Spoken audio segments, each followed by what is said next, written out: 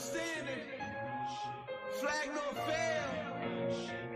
Hold strong, people. Hold strong. Revolutionary, frontline standing, solitary, mind state, kinda scary. Take a deep breath. Take a deep breath and put me on the front line. Put me on the front line. Put me on the front line. Put me on the front line. Hold strong. Tested. Hold strong. Tested. Hold strong. Tested. Tested. Tested. Hold strong. Tested. Hold strong. Tested. Hold strong. Tested. Follow me until the end. Follow me if you can. Heart beating faster. Don't forget to breathe and put me on the front line. Put me on the front line. Put me on the front line. Put me on the front line.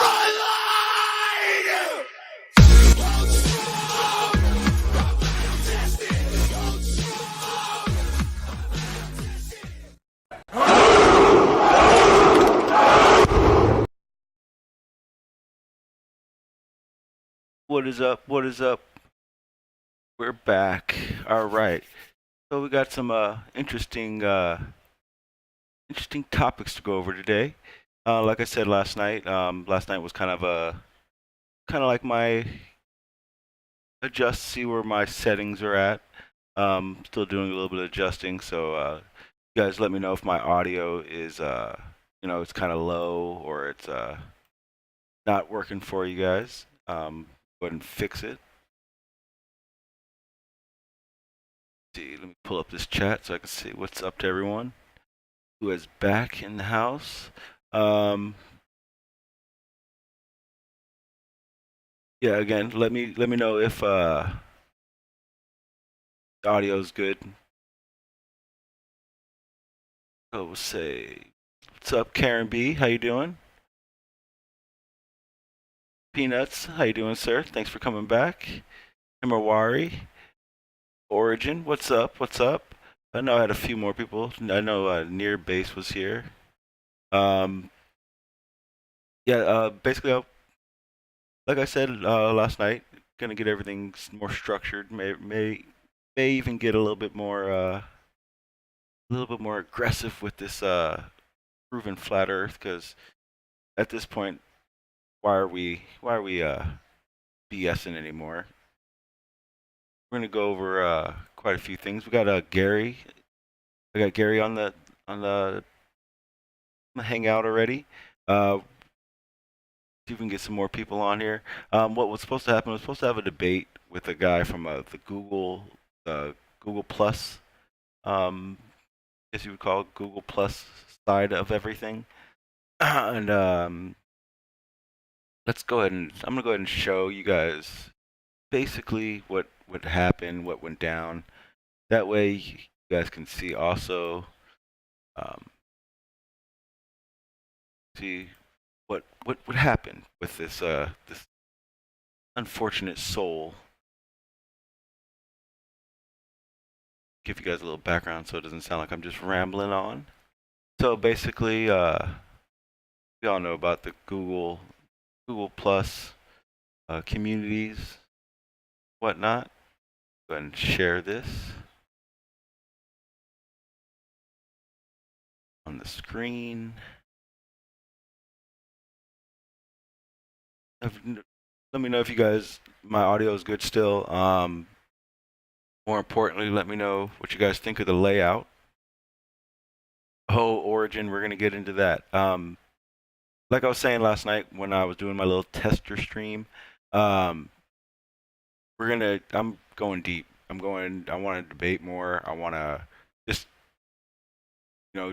make sure everything I'm doing is solid. Make sure everything that we're showing everyone is legit enough for. Hang on one second. I'm trying to do this real quick and talk at the same time. It's not working, but let me go ahead and.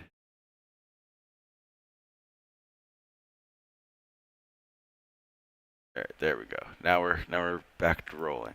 So what we're gonna do is I'm gonna go ahead and show you guys the conversation I was having with this guy. I've never met him, never even seen him.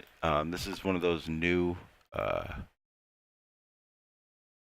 guess you would call it new debate communities. I guess you would call it. I guess whatever. Basically, what's happening right now is, or what I do. Let me get this. Let me just get this up so I can stop rambling and it make more sense to you guys. All right, there we go. That one. Go ahead and make that a little bit bigger for you guys. Fuck it, we're gonna make it big, real big, nice and big right there. So I don't use this one very often, so it won't make that big of a difference. So basically, as you can see, this is the great debate communities, all of them in strides, and this is where I mostly find all my I'll call them basically call them ball call them ball lovers. I don't even know what to call them anymore, but basically, as you'll see in my notifications, I get tons and tons and tons of notifications and everything that's going on. So I kind of get an idea of where the debates are going and who's going to be debating who and all that.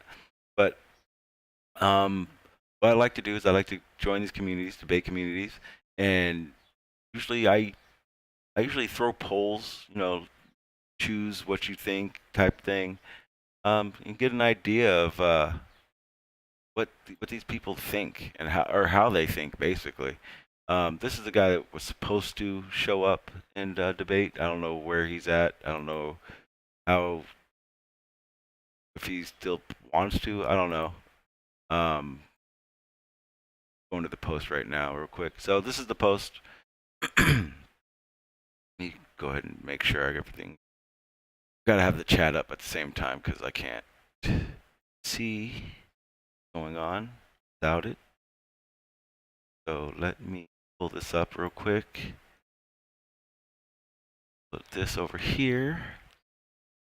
All right, so now we can get started with this podcast and everything. I don't want to go. Okay, let's see. So, what's up, Ted? Actually, Ted, I appreciate your stream yesterday. I did some more research into that 5G, and it's crazy, man. What's up, Teddy? ADR, how you doing? Sweet D, how you doing?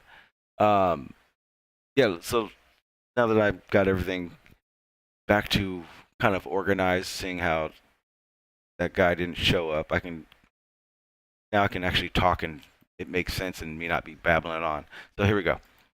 So this is basically what I was saying. I was supposed to debate a guy over whether or not the science is credible, whether or not it's all guessing and predictions, unproven predictions based on what they believe and how their science is. Like I said, I go to these place called the Debate Zone, and I did a link basically stating if you could only read 5% of a book, you can only see 5% of the road while you drove your car. Or what if you only could see 5% of the world? Then my question for the poll was, do you think you could explain books page for page, drive to your local market, describe and explain all the land, its climates and locations? Poll question, do you believe the science information we are taught and read is facts or mainly guesses? Three options. Science says so, so it's fact. Science knows most of what they say, and science guesses their asses off. Um, well, clearly there are some smart people out there. 58% said they guess their asses off, and 42% say they know pretty much most of what they're saying. Um, which is where this stemmed from, where a guy in here, uh, geniusly unfunny, said scientists know most of what they say because science is studied of all functional information, and scientists label guesses as theories, not facts. Sometimes guesses and facts are lost in translation and can lead to confusion. But in general, they know what they are talking about. I am interested to debate on or with you to see why you think scientists know very little. And you know me, absolutely. You've planned it out for this weekend. He said he'd be ready for this weekend. Um, Last night I let him know and then put it out there. So we'll see if he shows up. Yeah, but that's what's going on over there with that. Um, like I said, I had Gary. Let me go ahead and introduce Gary up onto the panel because he's been actually hanging out for a little bit. Hey, Gary, you there?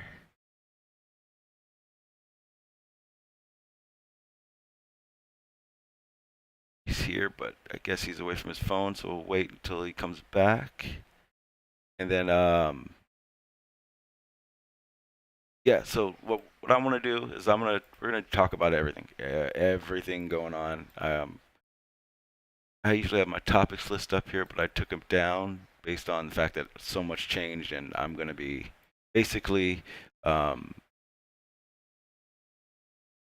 basically going over everything all over again. Um, Introduced a couple things, what I call the globe tard comments. We're gonna go over that again. I went did that. I'm gonna do that at the end of the show, in the stream, every stream from now on, and have fun. Go from there. See where I'm at. I'm trying to figure out where all this. There's that. Okay, so here's the deal. What I want to do, get this a little bit more. What I'm gonna do is get my other videos up and ready. Like I promised you guys way back when, I have that gravity podcast where the guy was talking about how Newton and Einstein's theories are incomplete and how they don't know what gravity is.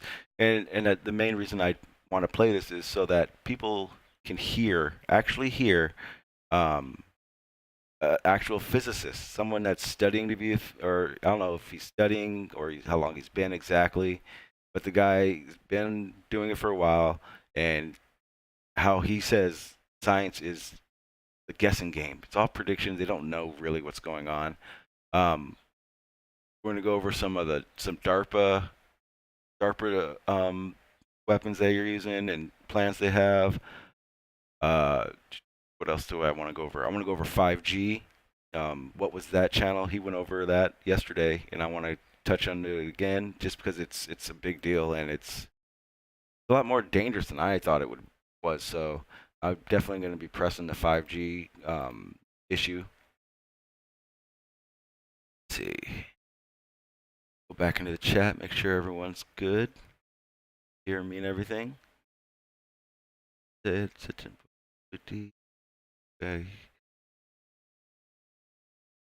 All right. There he is. What's up, Gary? How you doing, sir? Uh, yeah, life trying again. What's up? How you doing?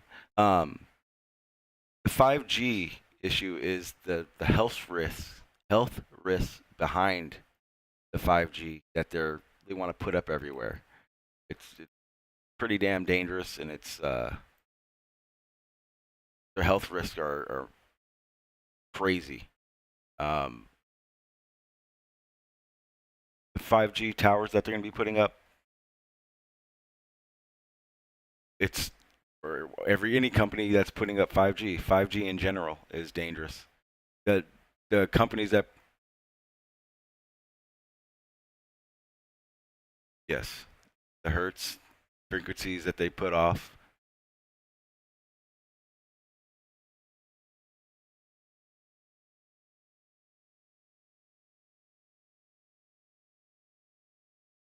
Yes, which means their technology also is going to, which also means their technology is going to be, uh,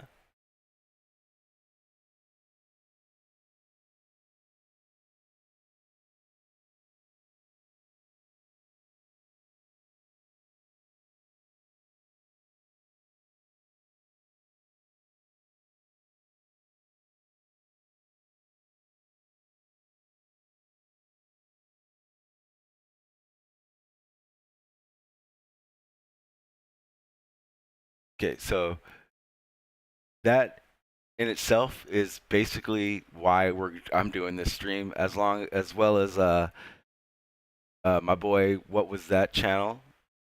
Ted, aka Ryan, uh, did his stream on, and it's very important because I believe that I'd say 80%. Okay, all right, Pete. Thank you, sir. Let me go ahead and get that up. They're saying they can't hear you in the chat, so I'm gonna go ahead and get that audio up for you, so that way they can hear you. No, no, it's definitely it's on my end. It's gotta put little things on here like so since like the gain basically, like for the audio through the OBS. Oh, there we go. Okay, so now let me get this. Should be all the fun stuff of OBS. Figuring out what.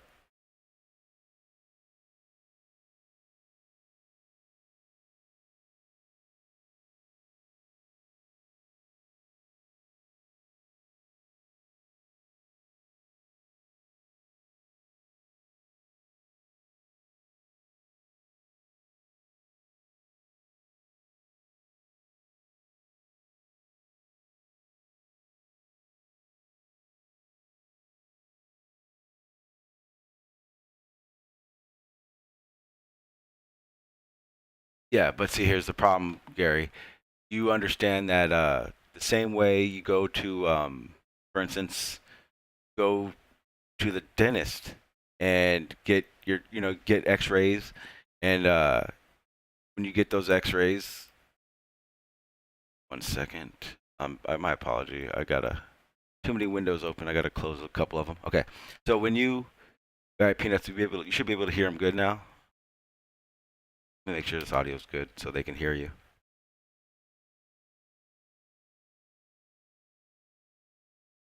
Okay, so basically, when you go to the dentist, all right, I'm all everywhere right now. Hang on one second. Let me one last thing, and that way I can stop. All right, here we go. Sorry. So when you go to the dentist, you get your X-rays, and they do like the X-ray on your gums or whatnot, and they put that lead thing on top of your chest or whatever it's called, protect you from radiation.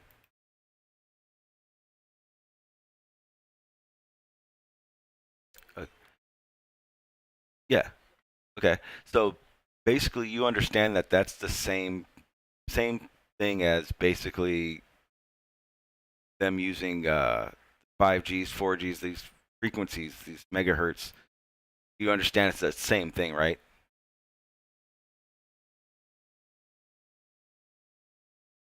Okay, they're not the exact same thing because well, for one, if we were using 5G and we're getting X-rays onto our phone, it'd be pretty crazy. But at the same time, very dangerous. I mean, regardless, you can't say it's not dangerous. But the fact that, like, but the main reason I wanted to go do this live stream was because there are so many people out there that just have no clue. no clue at all what 5G really is or its health risks, even more importantly. Um,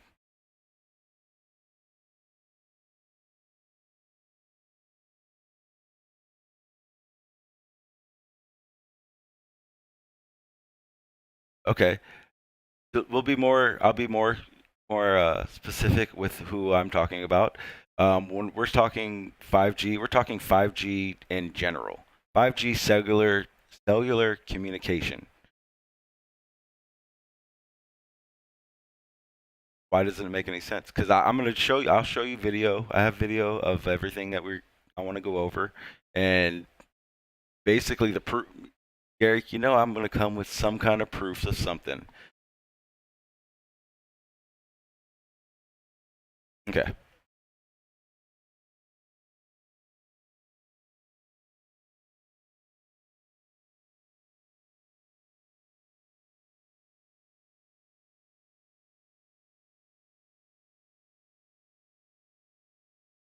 hmm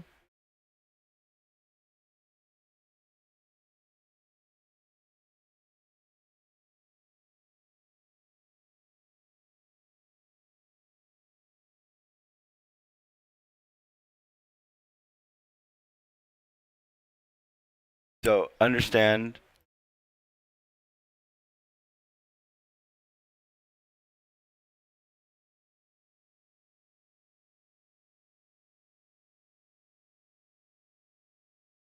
Absolutely.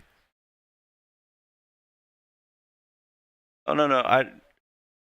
I don't think.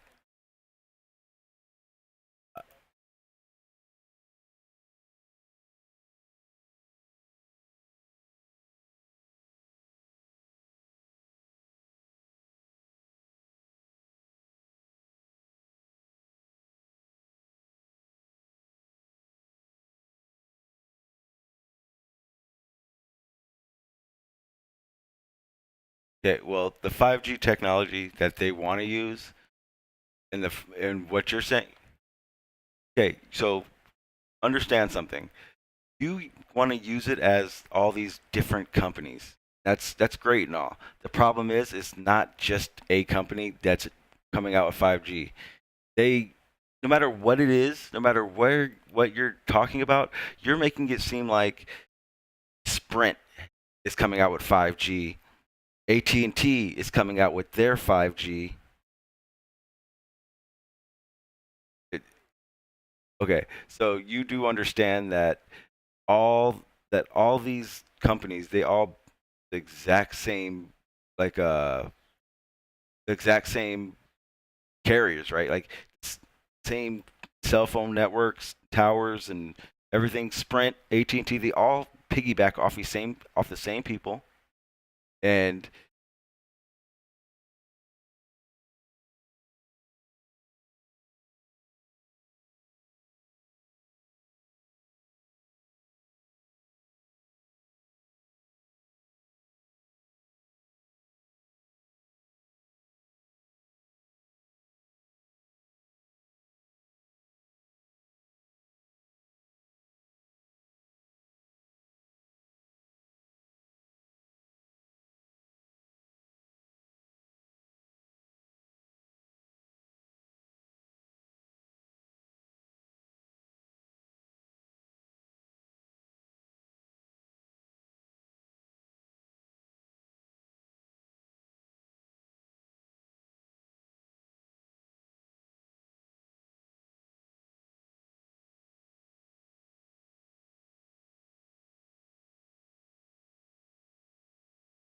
okay, here's the pro- here's the here's okay, here's the problem with what you're saying. You're saying that AT&T, Verizon, Sprint, all these companies that we all know and have to pay basically is is making their own versions of 5G when in reality okay, okay, so you believe so. This is amazing. Okay, let me relax because I'm gonna make sure I'm very clear on what I'm saying. Okay, you can't hear. All right, hang on, Gary. People are having problems with hearing me. Get this turned up. See if everyone, you guys hear everything. Can't hear the person if you're talking to someone. Ah, okay. 1 second, people. No, no, it's not you. It's my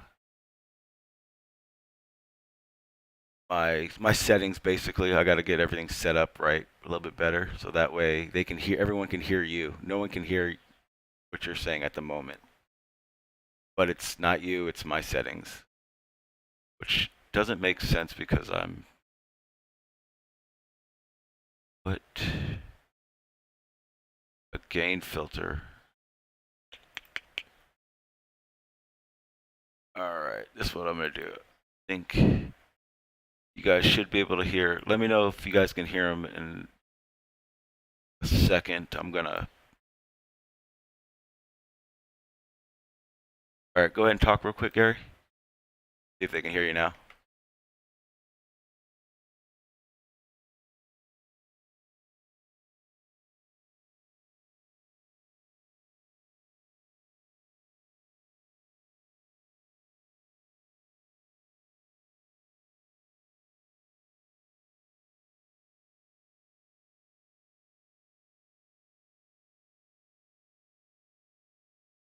Trying to figure out why you're not.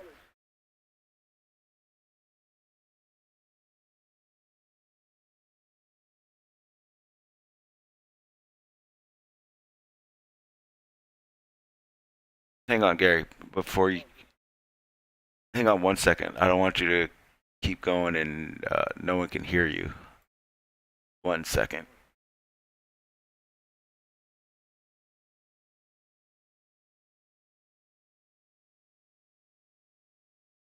All right, let me see what the problem is. All right, tablets.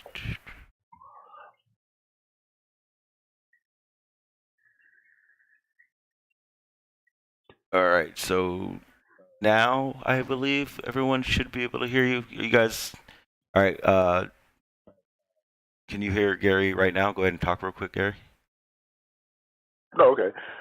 Like one thing that Verizon did better than any of the other companies, including AT&T, is they laid down tons, miles upon miles of fiber optic cable.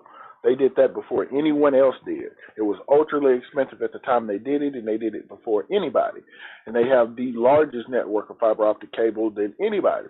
AT&T is trying to catch up, and the other companies, well, they don't even have the money or the resources to do it. Okay, awesome. We can all hear you now. Perfect. That was simple little bullshit. Yeah. For 1 second. Yeah, go ahead. Use my phone. I was talking to my son. My apologies again. So let's get back to this. Okay. So what you were saying, basically, I'm pretty sure everyone heard the last bit of it. Again, I do apologize for the beginning of the stream that you couldn't hear him. Like I said, we're gonna go over most of this and figure it all out. So, okay. So basically, what you're saying, and I hate for you to have to repeat what you were just saying because it made sense, and I 100% think they heard you on that one. But I want you to just go over it again. What you were saying about how the companies compete for better 5G or their own type of 5G that they're putting out. What you Yeah, said, well, basically. each of them are. There is the 5G name is just a label that they attach to their wireless networks. All it means is fifth generation or fourth generation. 3G was third generation. We're in a fourth generation. And I guess they're going to move to a fifth generation wireless. And all that means is they took their wireless network and they upgraded, and this is the fifth reiteration of that network. That's all that means. And each 3G networks like AT&T, Sprint, Verizon, they're all different. They're not even on. Some of them aren't even on par with each other. Like Verizon's 5G is way superior to Sprint's 5G, even though they all call it 5G. Okay, but It's not the same. okay, so that's exactly what I thought you would basically come up with. Here's the problem with what you're saying, though, Gary. It doesn't work that way. So if you have, we'll say there's 10 companies. We know there's a lot more than 10 companies out there. AT&T, Sprint, or better yet, Sprint, AT&T, I believe it is, and I think Boost Mobile all work under the same banner, under the same exact cell phone network, basically. Same for Verizon. Yeah, they use the same kind of. Yeah. So they No, all. Verizon doesn't. Verizon uses a different network than AT&T, T-Mobile, and Sprint all use a specific kind of cellular network. I want to say it's CDMA, and then Verizon and T-Mobile, and what's the other one? They use a different kind of network as well, but I can't remember the name of it right off the top of my head. I have to look it up. But they're different kind of cellular. They're different kind of networks. That's why. So, like, you can take a Sprint phone and use it on the AT&T network, but you can't take a Verizon phone and use it on the AT&T network just because the networks aren't compatible. Okay, so here's the issue that I have with what you're saying. The use of 5G and the strength of 5G may be independent to the different companies that are using 5G now, are planning to use 5G in these cell phone towers. But 5G is 5G, not just the next generation. Otherwise, Apple would be fucking 7G right now, and everyone else would be 5G. Here's what really happens. This is how the cell phone. No. Hang on, Hold Gary. on. Hang on, Gary. I let you. Hold on. No, Gary. Fifth generation wireless network. Gary, Apple wouldn't have hang on. a fifth generation Hang on. wireless network. What the hell? I let you explain your part of this 5G situation, and now it's my turn. Okay. I'd appreciate if you let me finish, let me get through what I was saying, because what I'm saying actually is how it works. 5G in itself it's one thing. It's one aspect of it. It's how the internet and all these cell phone providers and internet providers works. It's 5Gs. One company or government or whoever made 5Gs. I personally think it's HARP and Darpa that made 5Gs for what they're doing with these frequencies and everything for controlling weather and ionosphere, which we'll get into a little bit later on. But more importantly, can you tell us what 5G? Can you tell us what 5G stands for? 100%. I have it right here, right in front of me. It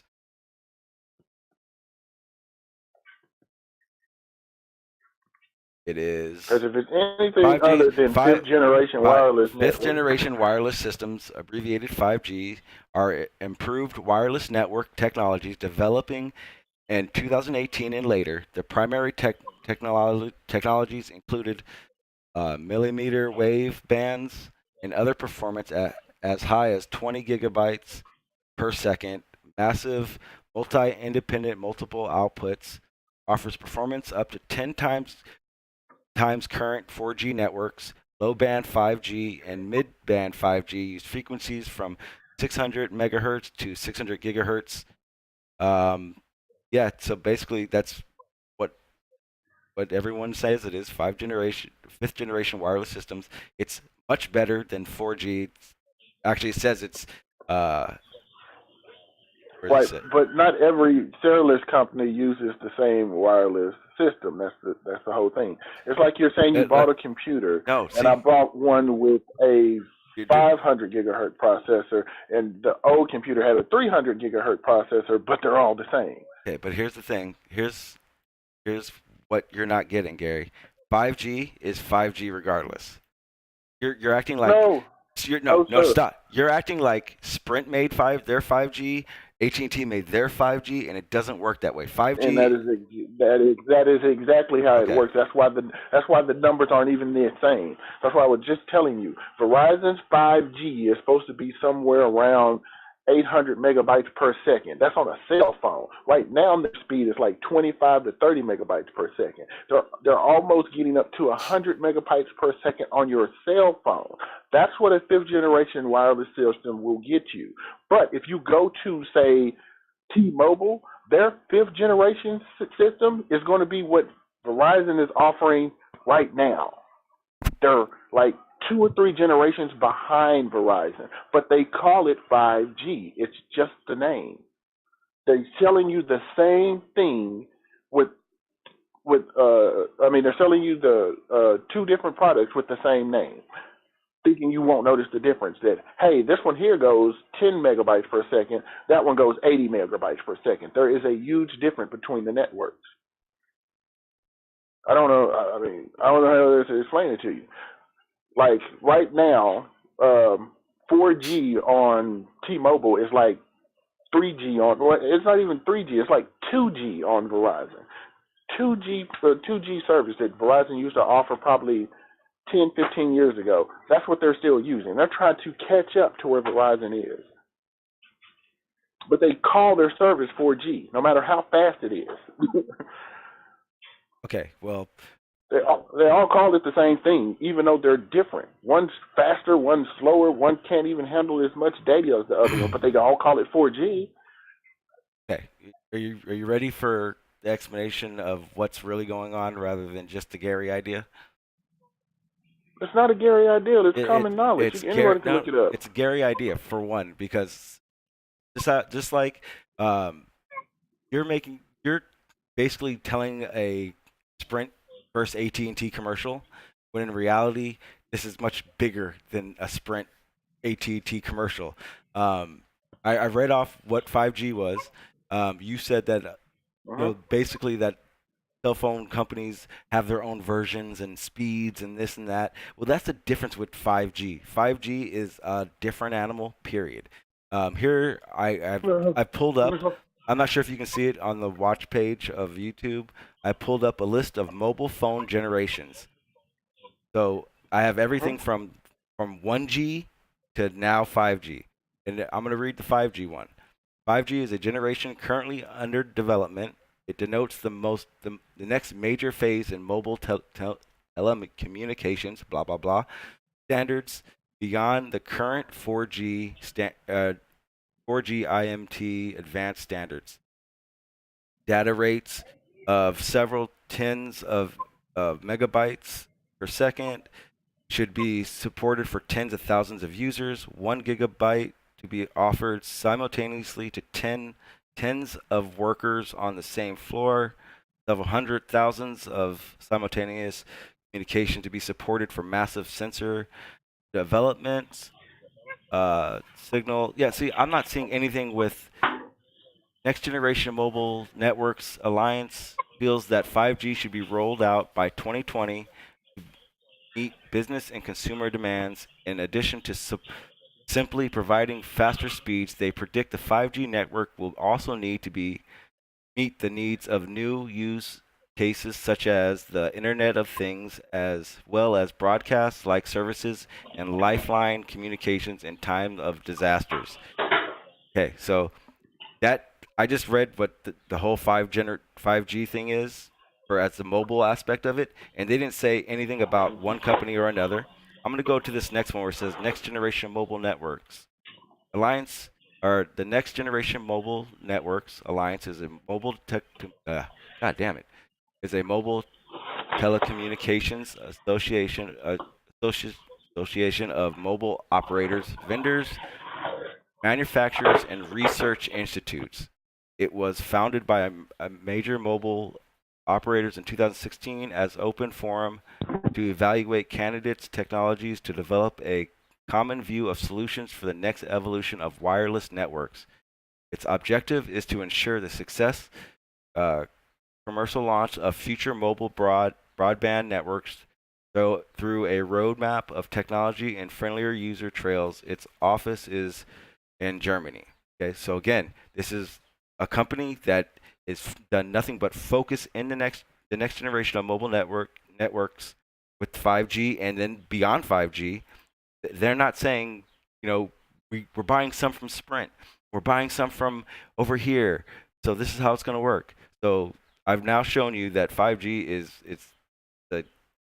not just a Sprint and an AT&T. Now, based on whether or not Sprint, AT&T can afford the full use of this 5G is another story, and that's what I think you're talking about.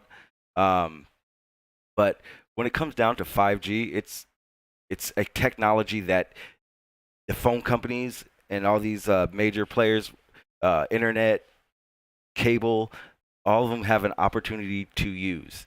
So yeah, you're right. Sprint may not have enough money to get full 5G in the whole Midwest, or AT&T may not be able to get 5G like everyone else on the East Coast. But 5G is 5G, and the cell phone towers they're putting up they're going to be made for more. Understand that because of the technology, it's now also going to be made for a lot more of use rather than just for cell phones or internet. Like I said, these 5Gs are the same thing that comes around for the new Dopplers. I don't have the name of the new Doppler radar systems, but they're pulling all the next radar systems out and replacing them with these. I think these like SA. Look at my notes. Like SA called.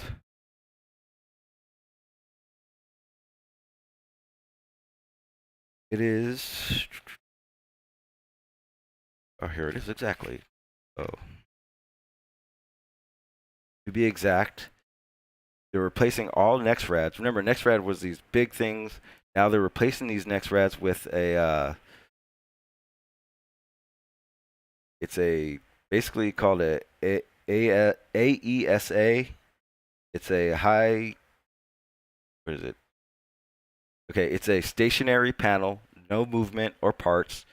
Sends beam which can be steered in 360 degrees, and basically that's your 5Gs. That what I just read was based off of weather modification stuff. So I know for a fact that 5G is going to be used for cell phone technology, internet technology, weather mapping, weather forecasting, weather control, which in later podcasts will go over for the weather modification part of it. But right now, I literally didn't plan to explain how 5G works to somebody. I didn't think anyone really thought it was Sprint does it one way, AT&T does it one way. I really thought everyone understood 5G was a new technology that Sprint and AT&T would use, but it's not theirs. They didn't develop anything. It's 5Gs is 5Gs based on whatever company, which we'll probably get into, that made all this 5G shit, and it's cell towers with all the dangerous radiation it has, all that stuff. Pretty sure they expected and they put out to you guys, Gary and whoever else doesn't believe in the quote unquote conspiracy theories of everything, that they would be doing all this stuff for extra, or better yet, how do I say it?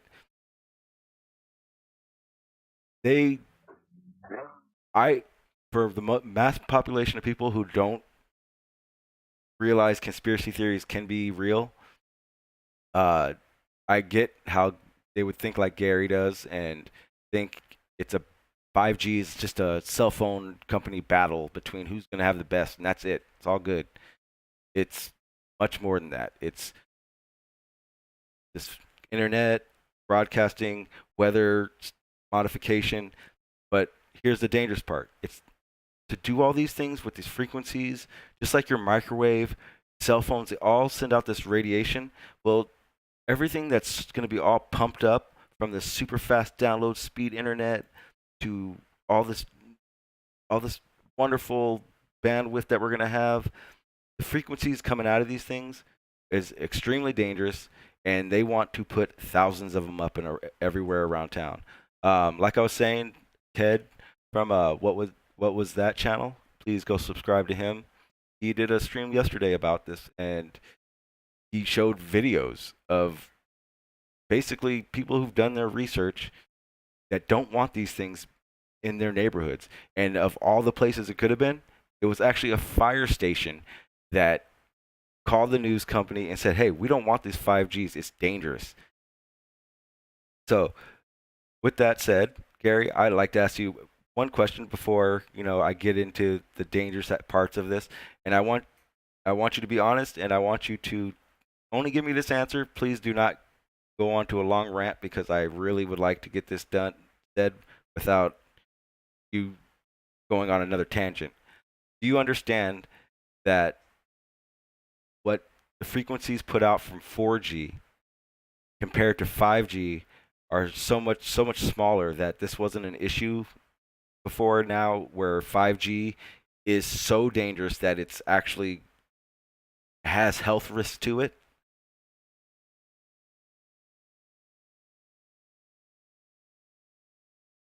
I'm not sure if Gary's still there or not, but maybe he'll just listen in instead of trying to tell me how it's different. So let's get into this. This is where it gets. Hold on. Okay. Let me make sure I got this correct. Okay. You think that they're going to put what up, new towers or something? 100% new towers. No, they're not putting up new towers. It's the same towers. Okay. Gary, I just want to ask you something. Are you 100% used to being, dude?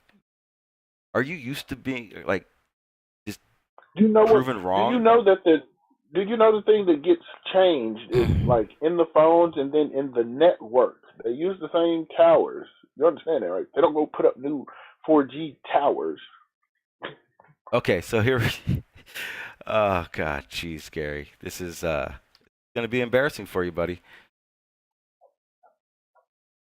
Yeah, they actually do. They 100% are putting brand new towers up, and I'm gonna prove it to you right now. You ready? Hope so. Okay, so I was gonna go into what you guys see on the screen, this 5G radiation dangers, 11 reasons to be concerned. But what I'm now gonna do is I'm gonna go to our buddy, our best friend, what was that channel, and I want to show you guys the video he had he did, or the stream he did yesterday with the news article in it that proves what I'm saying, or better yet, proves that Gary has no clue what he's talking about. For one, Gary, understand something. Every 5G tower that's being put up is revolutionary. It's completely different than any tower or system you think you know of. Therefore, what's going to end up happening is basically they're putting up brand new towers to accommodate what 5G does.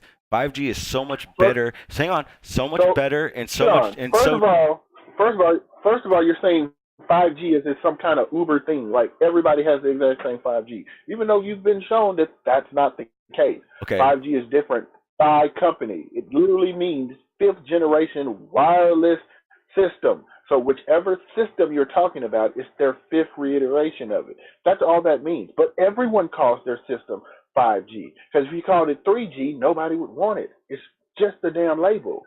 Okay, so everything you're about to learn today, Gary, I want you to take in real hard and just realize how wrong you are when this is all said and done. Okay? Because what you're saying is so wrong. It's insanely ridiculous, and it's even more. It's scary because the fact that you don't realize how dangerous it is means probably most people that have cell phones, probably going to buy a cell phone right now, have really no clue how dangerous these things really are. That's the problem I see. That's just me. So, like I said, I'm gonna go into this right now. This video. Got a lot of get some of these. I got a lot of things up. Let me get some of these down real quick. Go. Do me a favor and just mute your mic while you're doing whatever you're doing, Gary. Okay. It's super loud. I can crunch it in whatever. All right, so gotta get to what was that channel.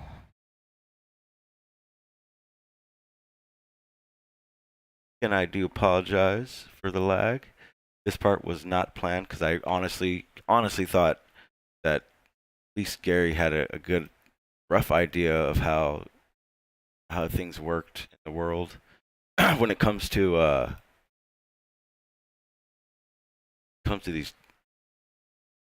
this technology stuff going on and how dangerous it really is. It actually worries me because Gary, you actually are around a lot of conspiracy theory minded people who are talking about these things. You would think that you would put more research into it.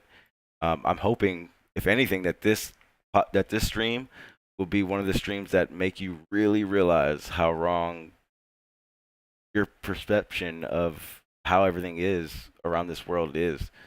Basically, safe. They can have them write it. So let's get into this.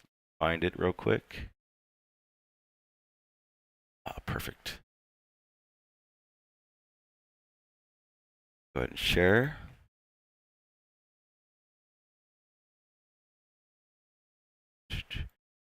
And yes, we will be talking about that. A little bit of convex Earth talk. I'm going to go ahead and go full screen.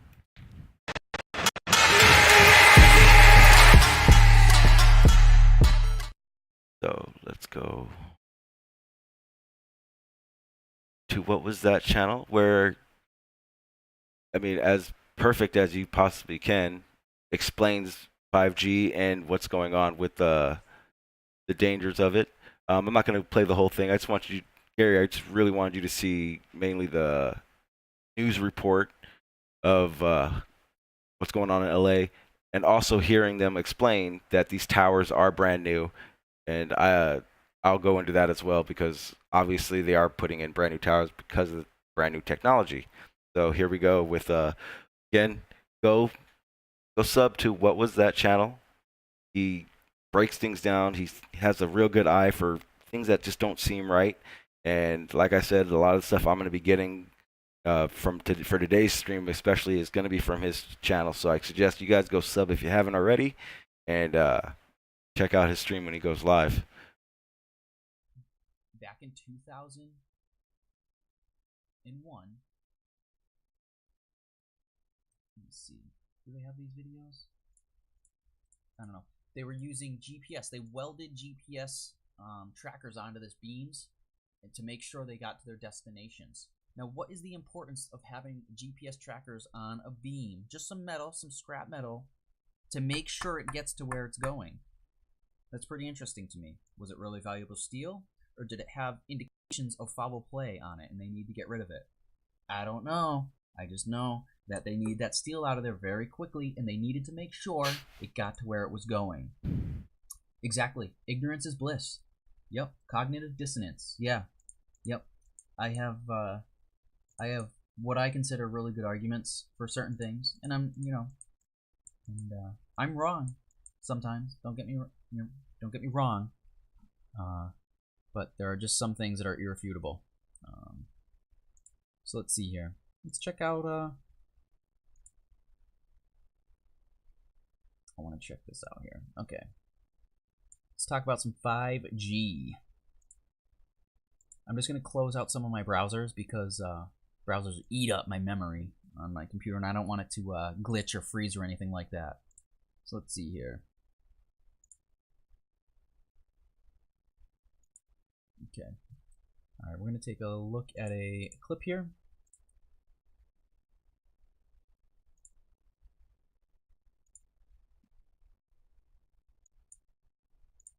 At 5, construction on the giant cell towers needed to make Los Angeles County's emergency communication system work have been halted until radiation concerns are addressed. The county says the radiation would be no worse than what's given off by cordless phones.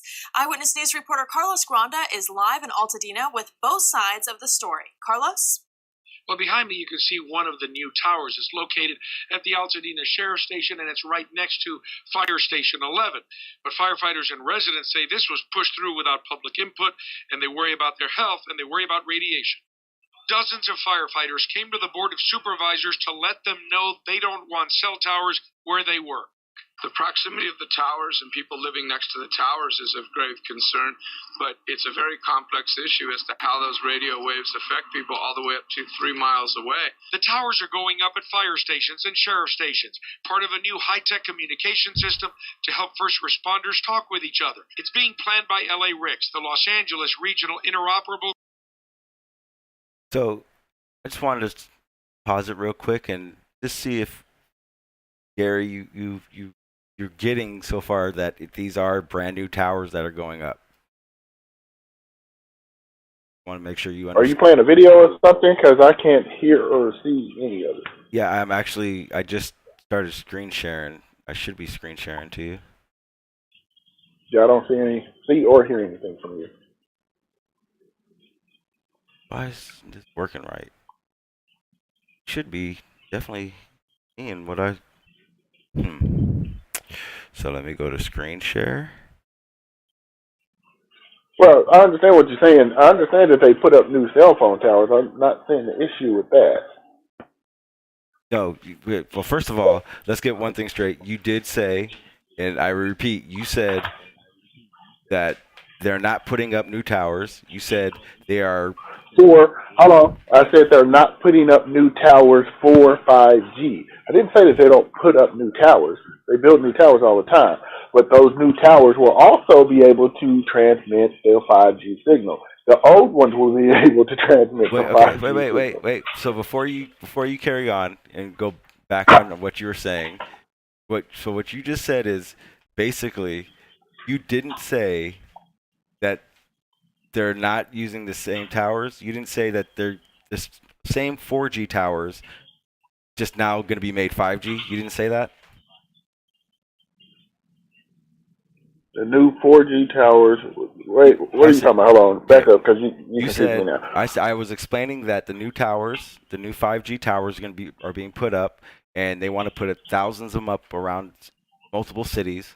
And you said they're not putting new towers up.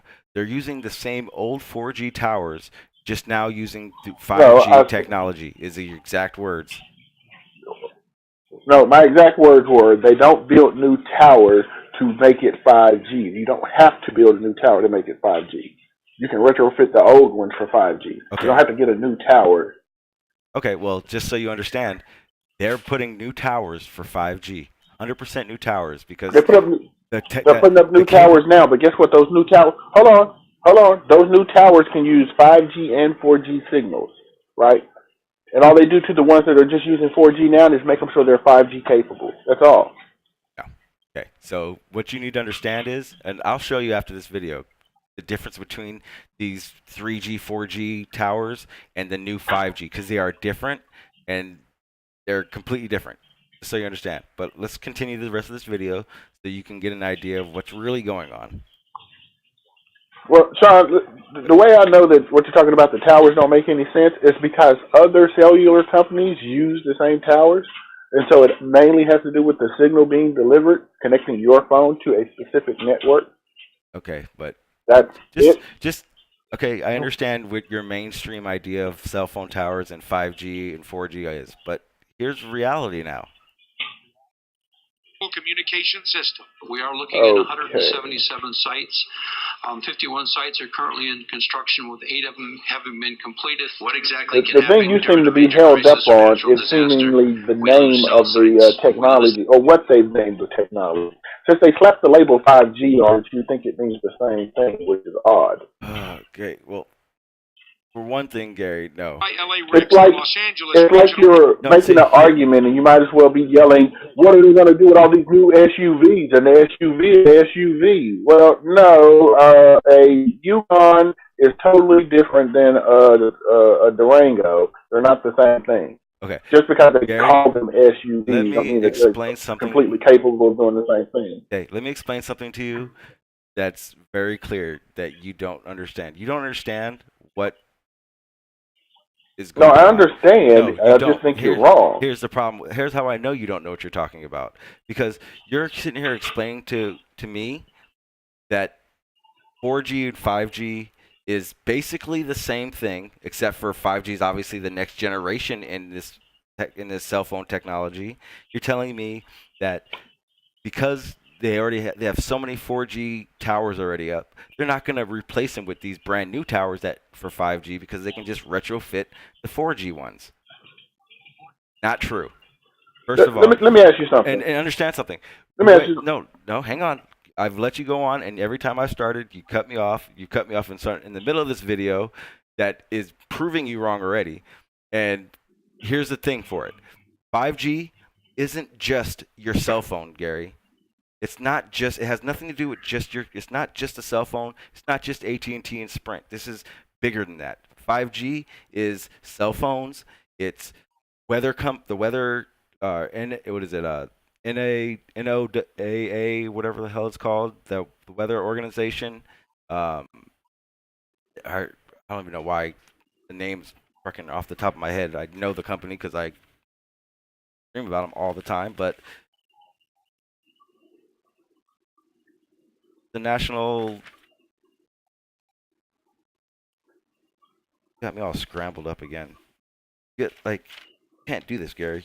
Here's the problem. You can't cut off when I say we're gonna watch a video. Don't start talking in the middle of it because I can't focus on what's going on. But now that I have to, I'm going to. So basically, what's happening is 4G, all these things, 3G, all these things you remember hearing about were all cell phone and computer broadcasting, live streaming stuff, right? No. Right? Basically. No. All it means. Okay. All it means is they upgraded their system from what it was the last system to the next one. Okay. That's all it means. It's like if you think back to the first router you ever bought for your computer, and then you went and bought a better router, and it was more advanced than the router that you had. You could say that was the next generation of routers for you, right? But does that mean that your router is like going to kill you now because you got a better, more advanced router than you had last time? No. It just means you got a different router that's more advanced than the router you had to start off with. That's all. Okay. You're not right. You're wrong. So what I got to do is I'm going to mute you for right now, Gary, only because you just mute yourself because you keep cutting me off and I can't actually get into what I'm trying to say. So give me 10 minutes of not interrupting so I can explain what this is and what's going on. And then after that, you can go in. Okay? Just let me finish though. 5G okay, I got to get back. Every time I get everything back into order where I wanted to start and talk and know where I was at, keep doing that. So here we go.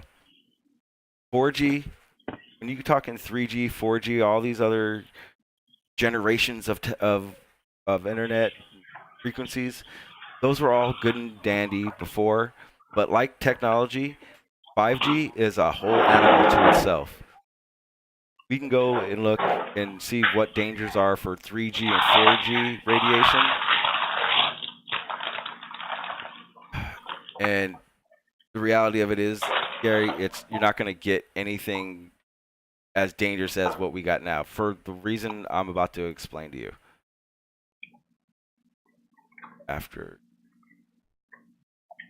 Okay, so here we go.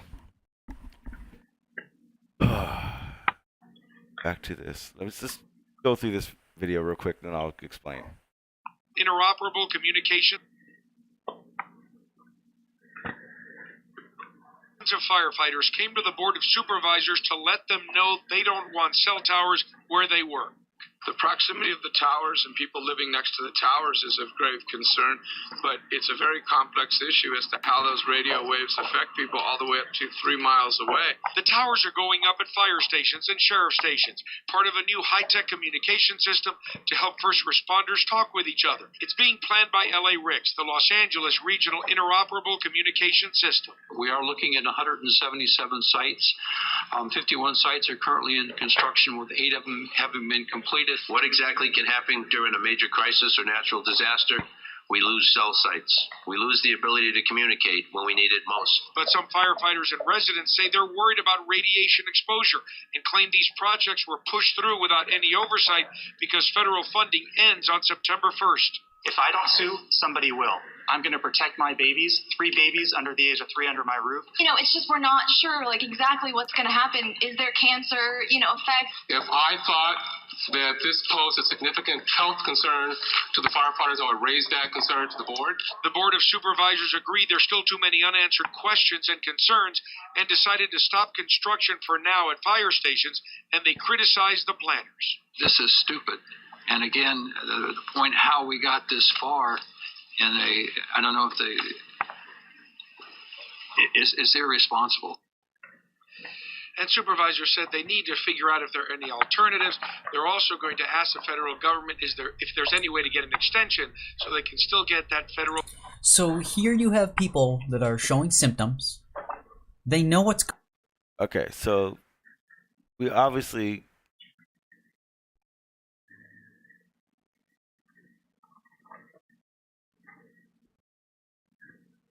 So again, go check out what was that channel.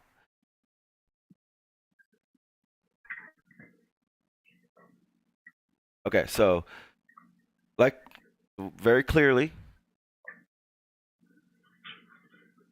exactly, Ted. He likes to. It's kind of like what he does. He kind of likes to derail and kind of make it so his point can be heard more than others. When in reality, it's not necessary. But so Peanut says Gary, the government loves you. Yeah, so let's get into this. What's up with Flat Accord Music? How you doing, sir? So basically, let me explain from round one, because got me all kind of flustered and off base what I was trying to talk about real off the bat and in a timely manner. Basically,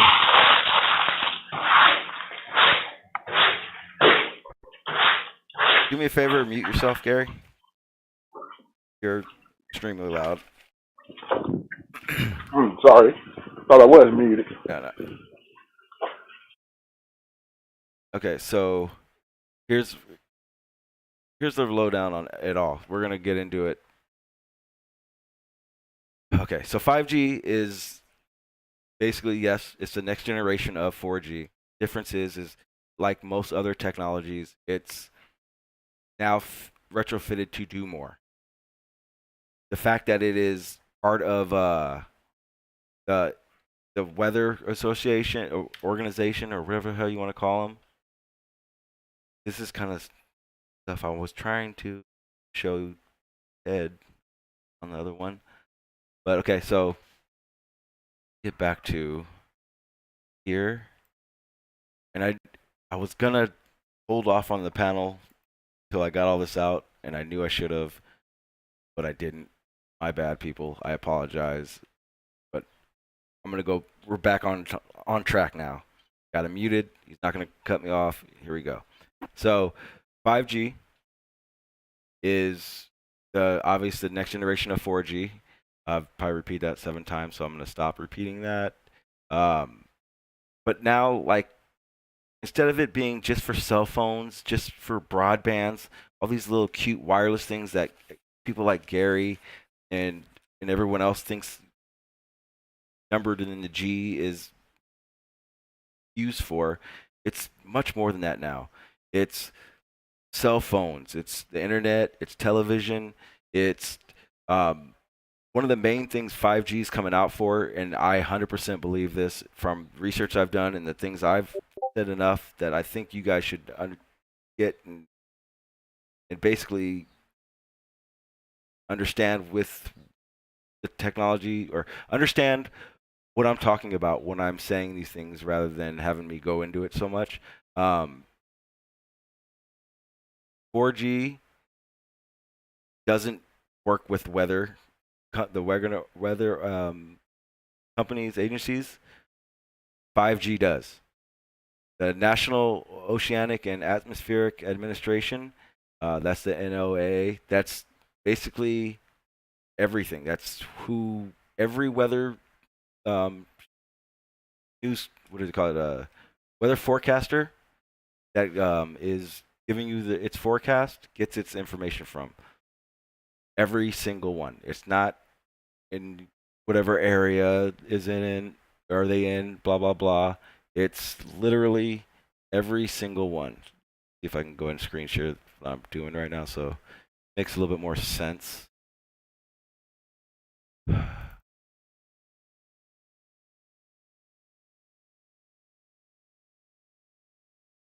what happened? I'm trying to, there we go.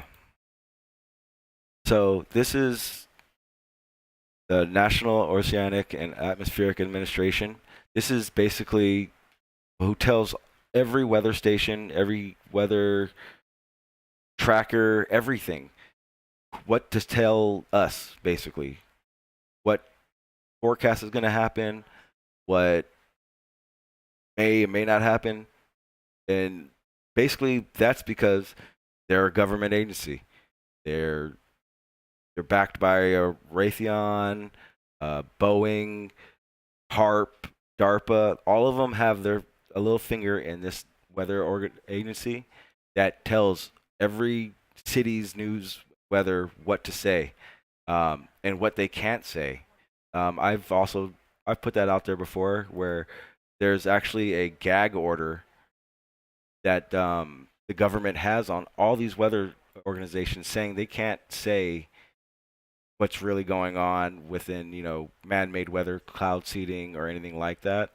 So keep that in mind. So we go back to the 5G. 5G is dangerous. We know it is. Here's why.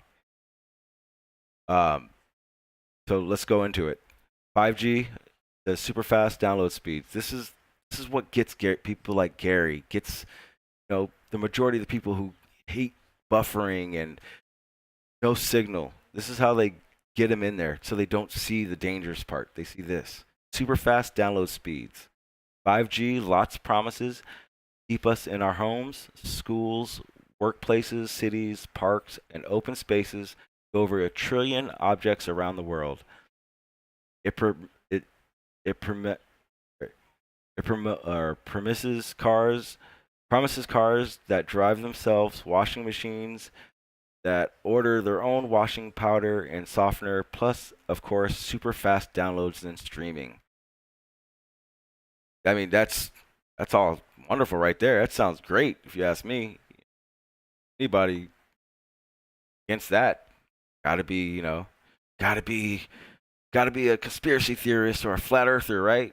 Wrong. That's propaganda. That's how they get you in there. That's how they get 5G passed, regardless of its danger. Dangerous health risks. According to Fortune.com, 5G will support at least 1 billion devices and will be 10 to 100 times faster than current 4G technology. 4G was already about 10 times faster than 3G. So already this is saying that 5G is going to be 10 to 100 times faster than 4G, which is 10 will be the cheapest cell phone company buying into 5G, and 100 times faster will be the Sprints and the AT&Ts of the world buying as many towers as they can to get it that fast. Again, it's not, don't listen to what Gary said, obviously. It's not what company AT&T or Sprint puts in enough money for their 5G to be the best. It's 5G, period. Whether or not they have different attributes of it, or the speed of how fast it is, it's still going to be 5G. They'll still be able to use it for what they want to use it for. 5G, again, is a multi-purpose new generation in cell phone technology. I think this will revolutionize what we thought what people believe were satellites, and believe these things are really getting passed through, signals are getting passed from person to person, home to home. This basically says they don't need satellites at all to do it anymore, because this stuff, the way 5G is built, everything about 5G is built away from the sky, I guess you would call it, or ground based. Didn't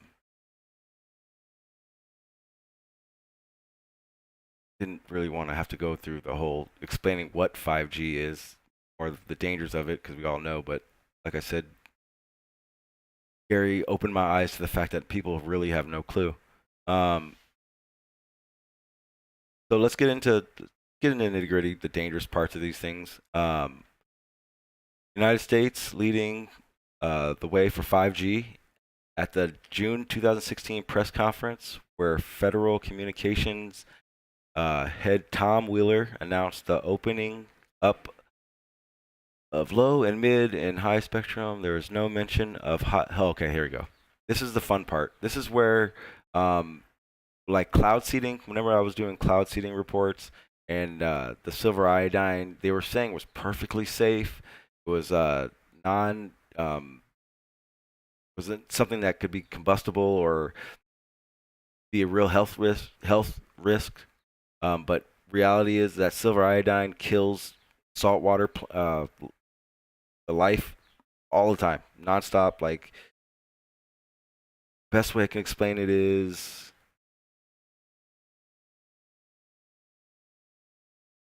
basically all anything that lives in water is basically oh, absolutely, Peanuts. I'm sorry, I kind of been trying to get back into this groove of where I was trying to be with this live stream before Gary kind of derailed me. So basically, let me do this real quick. I got my son in one ear, and I got other things going on in the other ear. Give me 1 second. Matter of fact, this is exactly why I did it this way. So give me 1 second. And I gotta take care of my son at the moment. About 2.5 seconds, just get him set up on something on my phone, and then I'll get back into it. Just give me 1 sec. I apologize.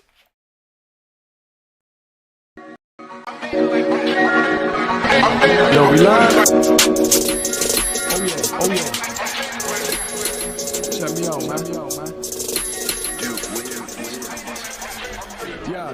Finally feel like I made it. I've been ducking Satan. Demons on my shoulders, contemplating my fate and my bones aching. Beating the block until it's vacant. I ain't waiting, I ain't gotta take it. Fuck being patient, I know that it's a virtue.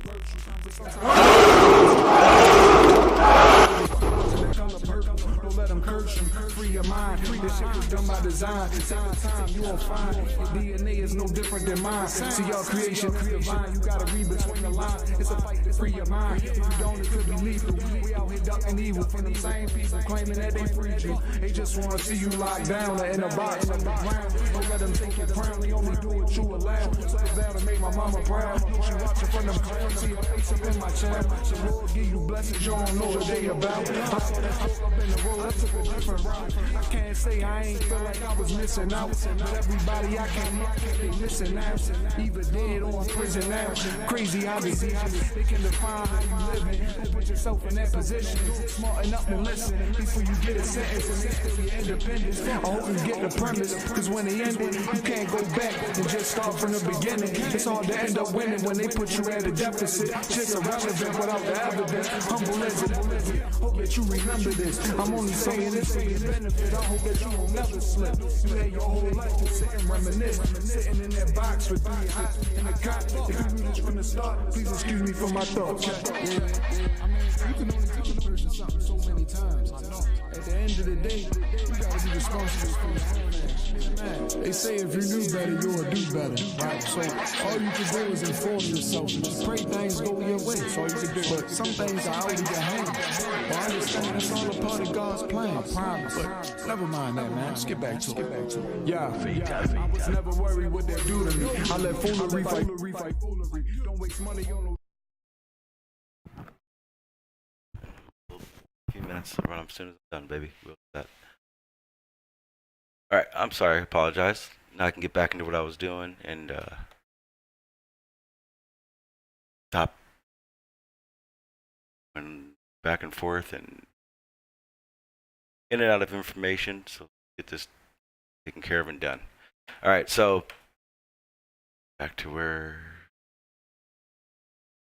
Jeez, it's all supposed to be so much funner and so much easier.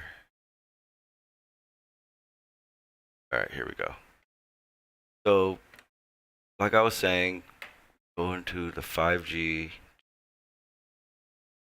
That's what it is. I kind of stopped sharing.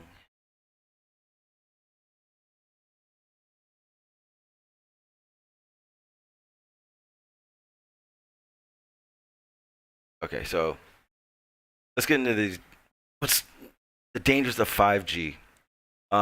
Again, like I said, I don't have as much research as, for instance, what was that? Again, I do suggest you guys check out his last stream from yesterday. He went into 5G and it's the dangers of it really well, and much better than I will, obviously. But for the sake of Gary being here and a lot of people not understanding what's going on, let's get into it. Thousands of studies links low-level wireless radio frequency radiation exposures to a long list of adverse biological effects, including DNA single and double strand breaks, oxidative damage, disruption of cell metabolism, increased blood-brain barrier, melatonin reduction, disruption to brain glucose metabolism, and generation of stress proteins, or generation of stress proteins. That was just a list. Here's the fun list. All right, so stuff like affects the skin. Biggest concern is how new wavelengths will affect the skin. The human body has between 2 million and to 4 million sweat ducts. Dr. Ben Izahal of Hebrew University, Israel, explains that our sweat ducts act like an array of antennas which expose to these wavelengths, meaning that we become more conductive. A recent New York study which experimented with 60 gigahertz waves stated that the analysis of penetration depths show more than 90% of the transmitted power is absorbed in the dermis layer of the skin. Effects on MMVs, as studied by Dr. Gail Stein of Hebrew University, said also causes human physical pain, as in neuroceptors flares up and the hell? Where am I? Okay. All right. I'm sorry. I was on the wrong paragraph, or in between two different paragraphs. The effects of the MMVWs, as studied by Dr. Stein of Hebrew University, is said to also cause human physical pain, as in their neuroceptors flare up and recognition or blah blah blah recognition or whatever fucking of the waves of as a damaging stimuli. So we're looking at possibilities of many skin diseases and cancers, as well as physical pain to our skin.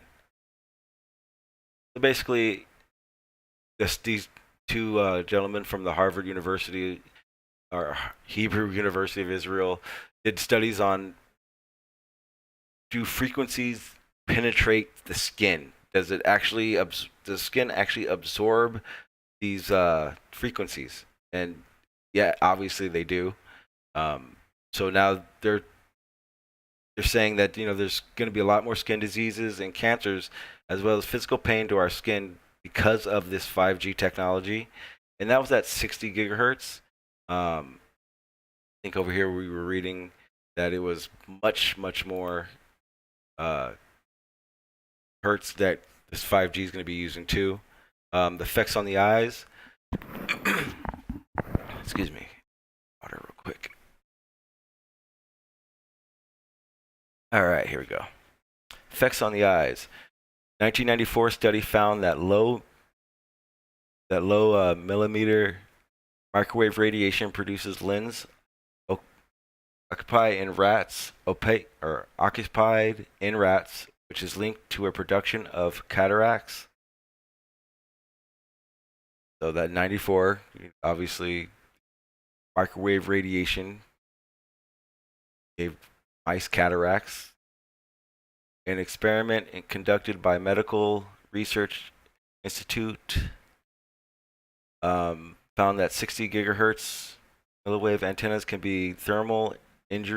cause thermal injuries of varying types of levels. Thermal effects induced by millimeter waves can apparently penetrate below the surface of the eyes. So I never knew that. Where frequencies can actually penetrate the eyeball. Let me see. Get in this chat real quick. I know damn well I've ignored the chat long enough. Let's see. Peanuts. Yeah, let me get through this, Peanuts, and then I'll open up the panel. Obviously, opening up the panel wasn't a great idea for the beginning of this, so let me just get through this and then real quick, and then I'll do it.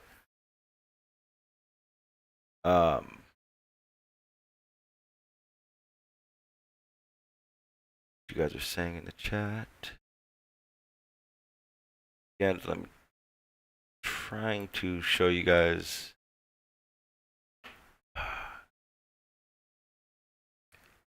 Okay.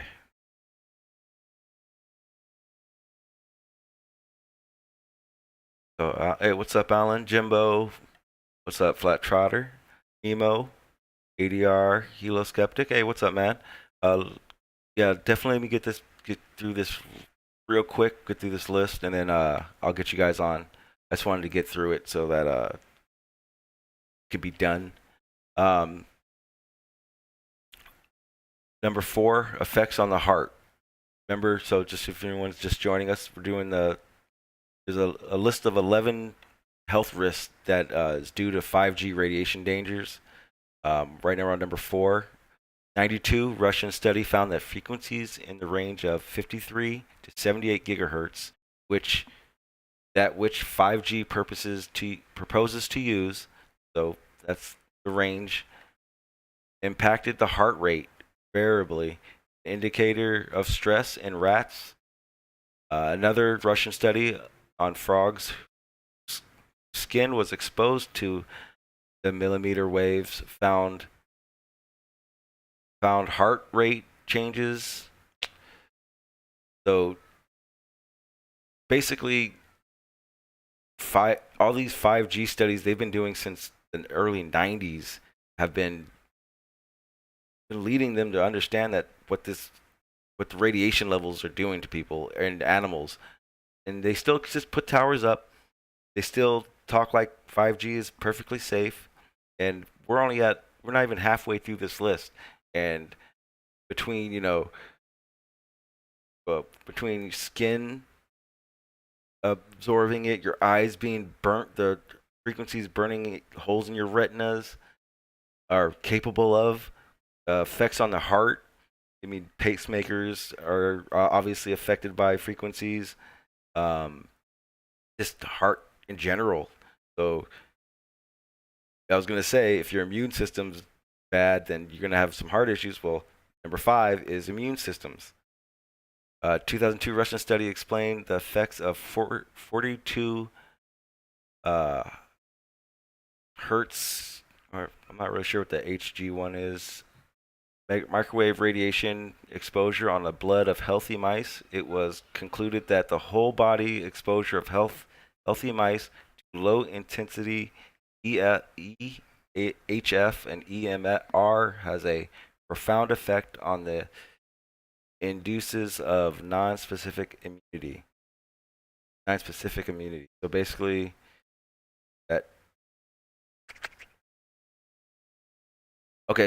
it's saying that even with the low versions of this frequency 5G, I guess you would call it, it lowers the immune system. It plays with the cells and everything. Effects on cell growth. 2006 American studied observed MMWs at low intensity mirroring the future environment brought about by 5G. The study conducted on E. coli and other bacteria stated that the waves had depressed their growth as well as changing properties and activities of the cells. This concern is that it would be the same on humans. So, wow. So, in 2016, 2 years ago, basically when they started this 5G technology in towers, they observed low intensity mirroring the future. So basically mirroring 5G that conducted on E. coli and other bacteria stated that the waves had depressed their growth. So this is enough frequency, enough radiation to suppress bacteria and E. coli. Kind of like when someone has cancer, they go for treatment and they're doing the radiation, the chemo. That's what chemo does. It basically stunts the growth of the cancer, and now we have it everywhere. So we all get to have chemo wherever these 5G towers are, apparently. Okay, so we just went over that. Affects plant health. One of the features of 5G is particularly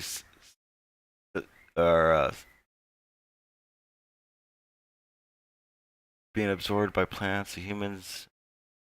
Yeah, so basically, yeah, plants, the effects on maybe has plants could leave us with food that's not safe to consume.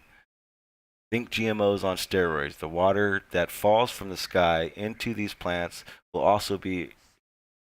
So I don't know what's going on next door. Someone's screaming their head off. A 2010 study on aspen seeding showed the exposure of radio frequencies led to the leaves showing nectarous symptoms, so basically dying.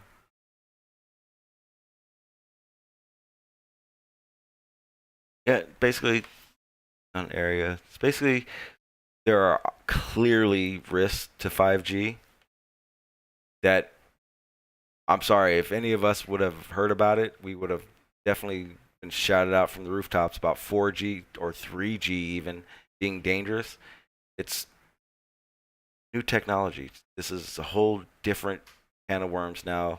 I'm actually kind of happy that we had Gary on, because now we got exactly what everyday people are thinking of this 5G.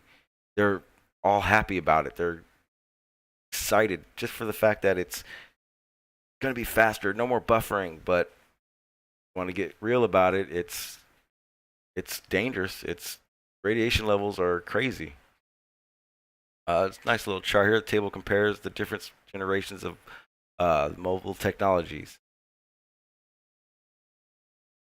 Yeah, so that's just one of many sites that explain how dangerous this 5G is, and I'm sure there's so much more that we haven't even realized yet, or can realize when it comes to it. Another site I went to, I just found 5G is coming. Here's what to expect and when to expect it on your carrier. So this is basically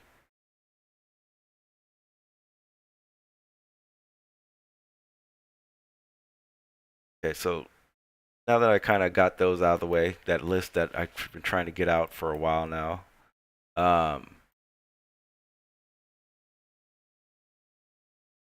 Oops. Got things in the background of here. Shut up. Okay, here we go.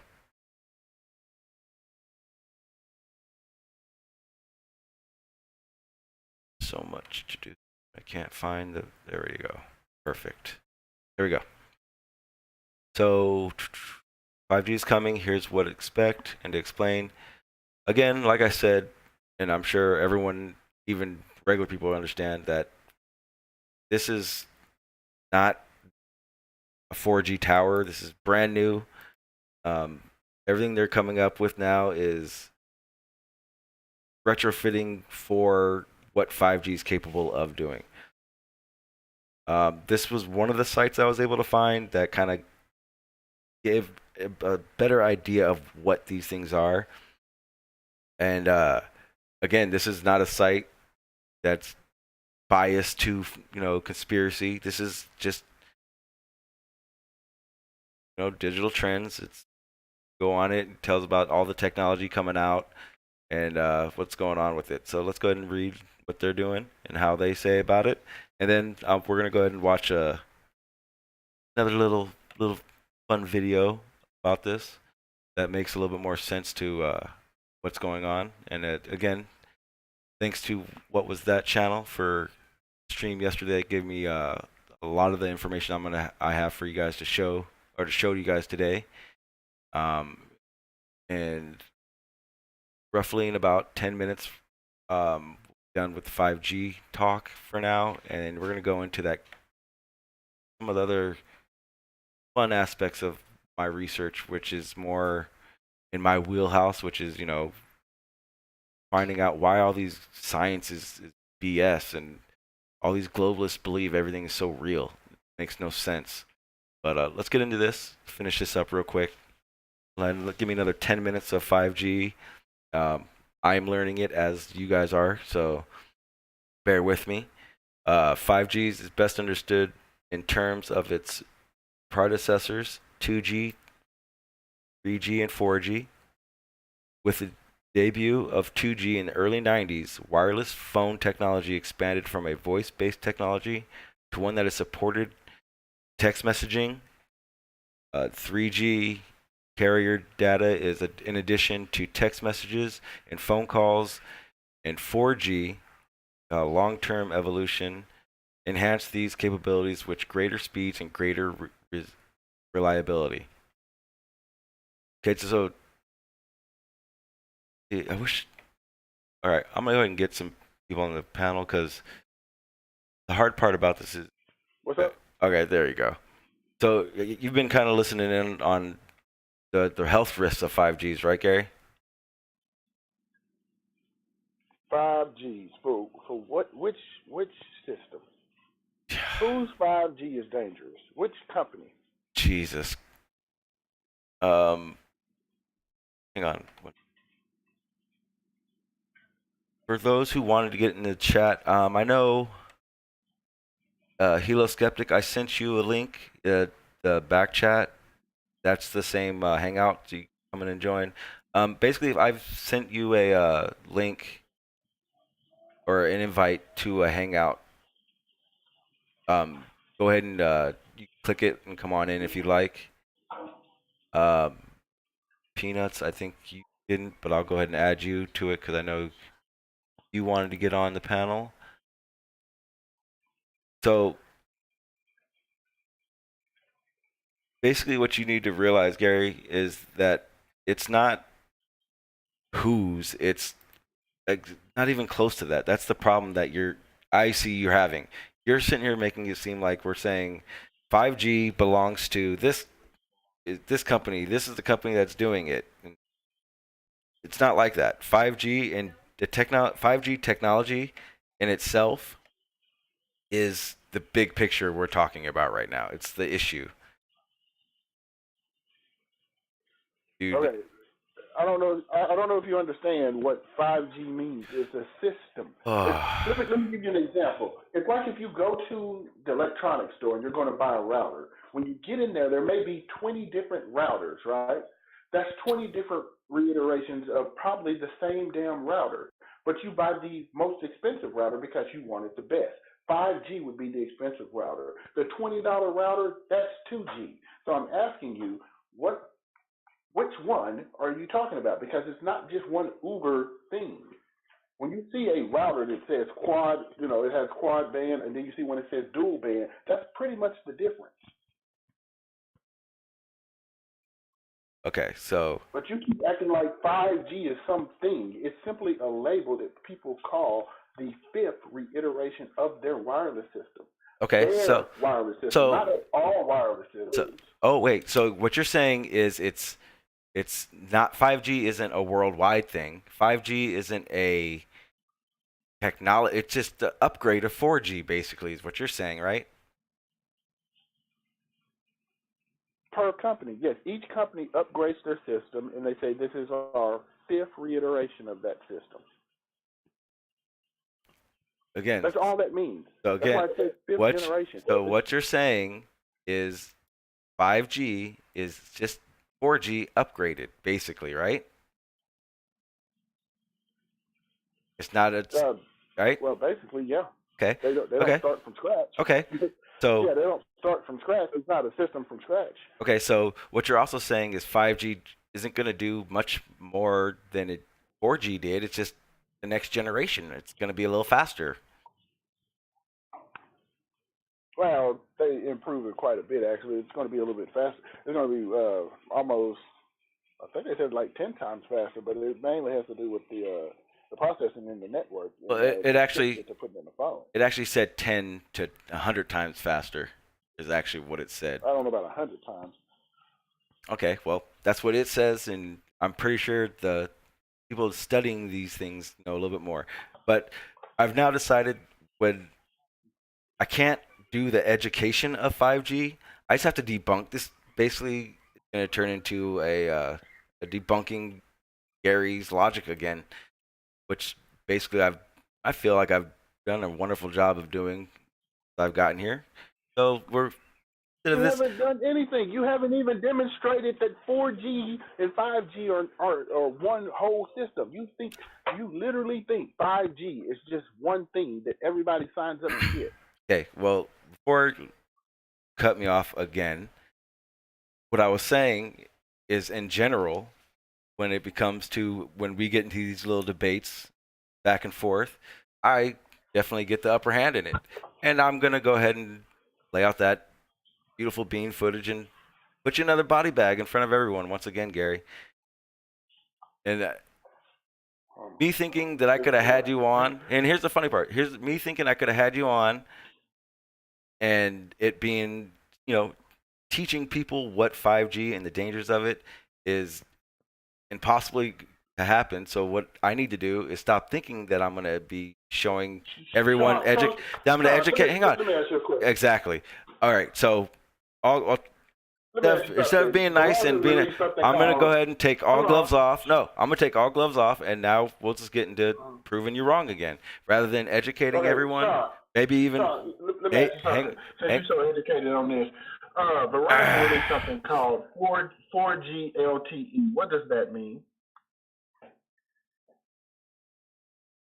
Say again? 4G LTE. Verizon LTG. What does that mean? I have no idea. You don't know what the LTE means on the end of those 4G systems. How about long-term evolution? Thank you for Googling that for us. So what does that mean? It's a long-term evolution. What does it mean when they say that? It's basically and why are some systems still 4G and some of them are 4G LTE?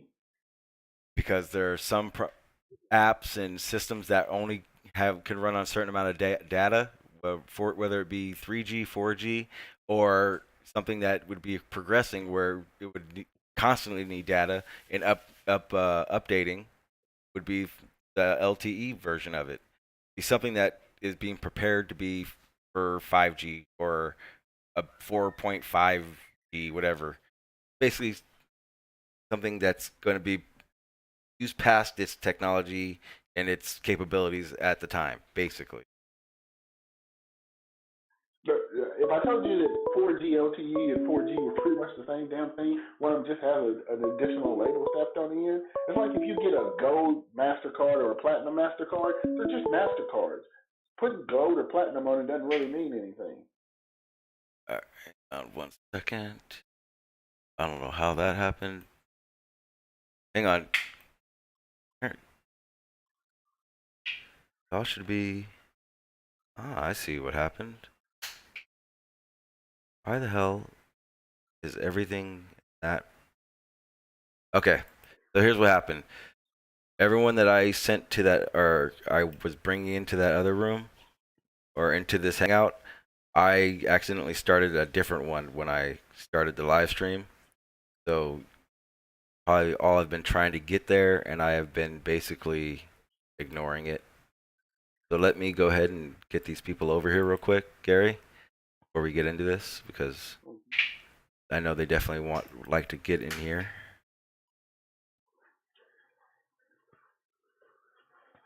And again, I apologize to you as well, Gary, because you were getting into it, and Oh, that's no problem.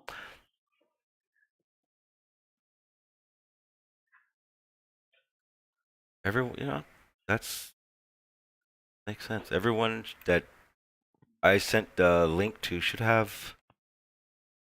be able to get in. Not really sure why they can't. All right.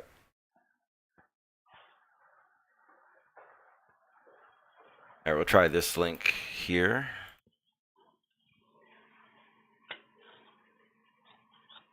All right, that link doesn't work. Let me know. Okay, so here's what the new thing is. If you guys want to learn and understand what 5G is and the real health effects of it, go check out What Was That channel. In my link in the description. I'm just gonna go ahead and start just handing out those body bags and toe tags to Gary. It's gonna be one of those type of shows. So here we go. Again, Gary, like I was saying, you're saying that 5G is this basically upgrading technology. That's all it is. It's our cell phones and our internet just upgraded it a little bit. And I'm going to go ahead and show you that what you're saying is completely wrong. How it works is you're wrong, and everything else. So right now I'm looking at digital trends. You know what digital trends, the internet site is, right? Reviews and does research on upcoming technologies that are coming to us and gives their view of what it is, correct? I suppose so. I guess I'm not familiar with the site. Okay, well you can Google it yourself. Digital trends. It says 5G is coming. Here's what to expect and when to expect it on our carriers. So this is basically like a mobile view of it. Now, I want you to understand what you said and what they say are going to be different, and they're not even on my side. Then I'll go into the real part, and I'm sure a lot of people that will come on the panel will want to say that as well. I do want to say what's up to Helioskeptic. How you doing, sir? I'm good. Can you guys hear me? Yeah, we can hear you. Make sure that everyone can hear you in the chat. Give me a yes or a no if you guys can hear Helioskeptic. I know kind of been everywhere on this stream based on a little I messed up and I probably should have done the panel a little later on when Gary couldn't have argued rather than learn something. So like I said, I'm just learning the 5G too, so when I'm discussing it, it does kind of sound like I'm learning as I go. I am 100%. So if you do have anything to add with the 5G, more than welcome to jump in. I think the biggest issue that we're having right now, Helioskeptic, is that Gary is so. I call him a mainstream glober who believes everything is good. Well, from what I was hearing him say, it seemed like he was under the impression that each individual company sets up their own tower system. Exactly. And no. I didn't. Wait, hang on, Gary. Gary, here's one thing that's now will not happen. You will not cut off the guests that I have on my panel. Me, that's one thing because we do cut each other back off. You will not misrepresent me if I'm standing right in here. Okay, Well, well, you I'm can saying, at least let someone finish yeah, their sentence, I'm, finish their point before you react to it. yeah, what I'm gonna No, say, if you Gary. say I said something and it's wrong, I didn't say I you would said it. correct I you. said from my understanding of what I gathered what you were saying. Well, Gary, how Yeah, about this? that's you're telling what I said, right? And Hang that's on, not what I said. hang I on one didn't say second. you said it. This is what I gathered from what you were saying. Go ahead, Sean. Yeah, That's what you just said. You did it Gary, again. Gary, like I said, cutting me off when we're going at it is one thing, but the people that are on my panels are my guests, and you will not be cutting them off. I promise you. Sean, I will not allow Sean. I will not let someone misrepresent my position. Okay, Are we you clear? you can not let you may not want someone to misrepresent your position, but you cut people off whenever you feel necessary. So from now on, you won't be doing Yeah, that. but you You misrepresent will. my position when You you will. say what I gather from what you were saying. That's saying what I said, and I didn't say that. Gary, Well, then let me finish my sentence, and then you can answer it. You know, this next time I I'm going to boot you out of this hangout based on the fact that you're not respecting my rules. You understand? Okay? Sean, are you trying to speak? Because you're like cutting in and out. Yeah, I'm trying to speak, but you're also cutting me off, so it's making it very difficult to say anything. Don't cut off any of my guests on my panel. If it's me and you, that's fine. Like, cut your silence, and then you say something. And you are trying to speak because I you're can't breaking up a little bit. Oh, 1 second. Here. Maybe this will work. Okay, can you hear me now? Everything good? Yeah, it sounds good. Okay. Gary, here's the problem. When it's me and you can cut me off. You can overspeak me anytime you want. I don't care. But when it comes to having my guests on my panel, you're not going to cut them off like that. Now, no longer a debate. It's no longer a back and forth, nitty gritty. And I have conversations with everybody the exact same way. Talk to everyone the same way. okay, well, you can have those conversations anywhere but on my live stream when I have people on the panel, because you're not the only one here talking, and you're sure as hell not the one that's giving out. Yeah, I have conversations with everyone the same way. Okay, well, I can tell you right now, as of right now, I'm already getting frustrated because you constantly, every time I say something, you're ready to cut me off and talk over me, which is fine and when me and you are going back and forth.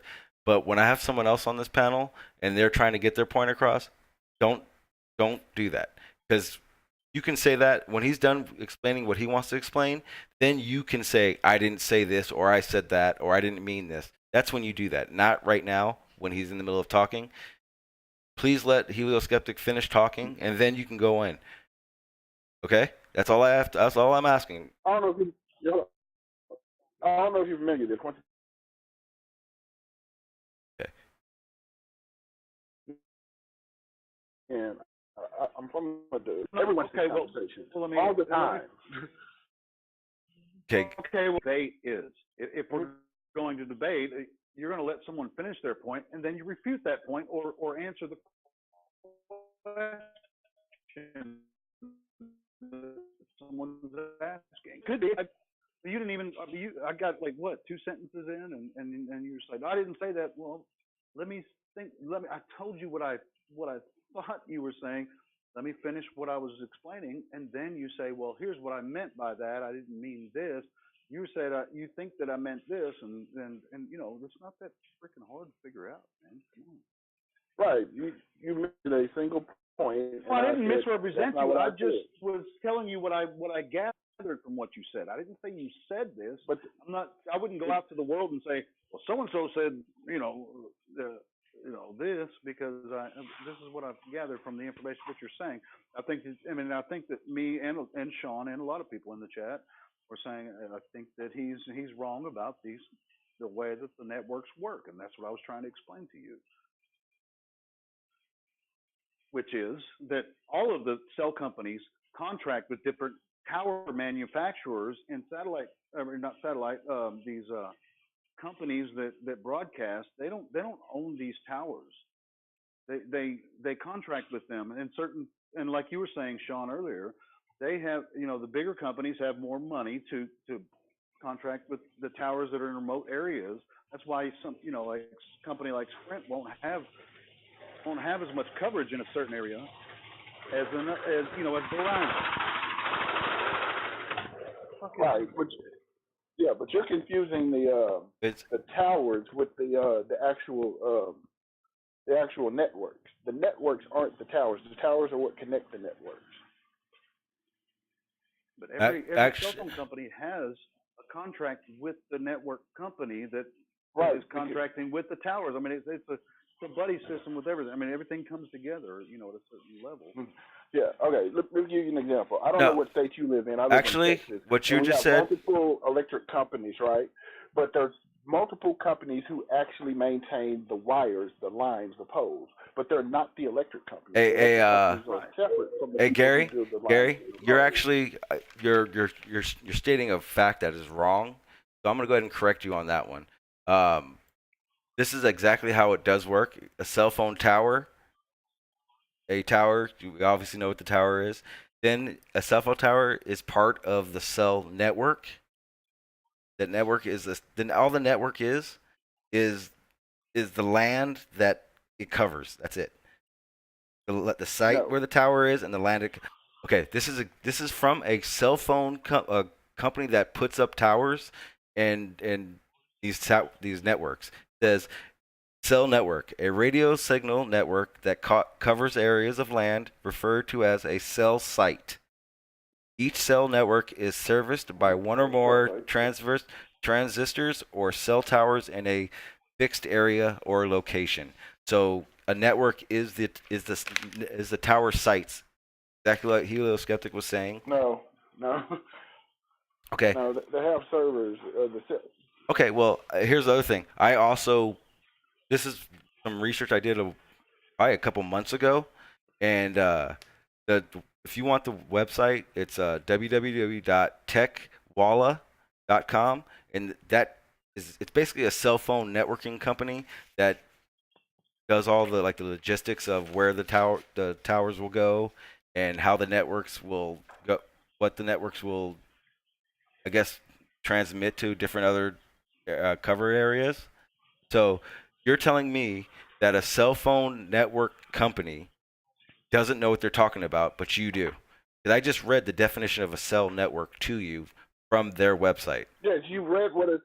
No, you read what the cell network is, but you interpreted it your own way. Once again, the towers are part of the system. Yes, it connects the systems together. That's why they're called. They're networked together, but they are not just the network. That's why when you have an internet service provider, they have servers that connect them all together. But there's difference between the poles and the wires and stuff.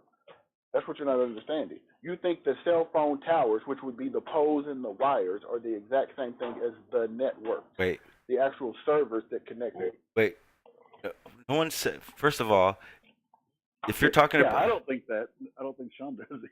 Yeah, you're taking what we're saying, that we're reading facts of how these things work from these companies and how cell phone are towers and networks and all these things are set up and told and illustrated and observed.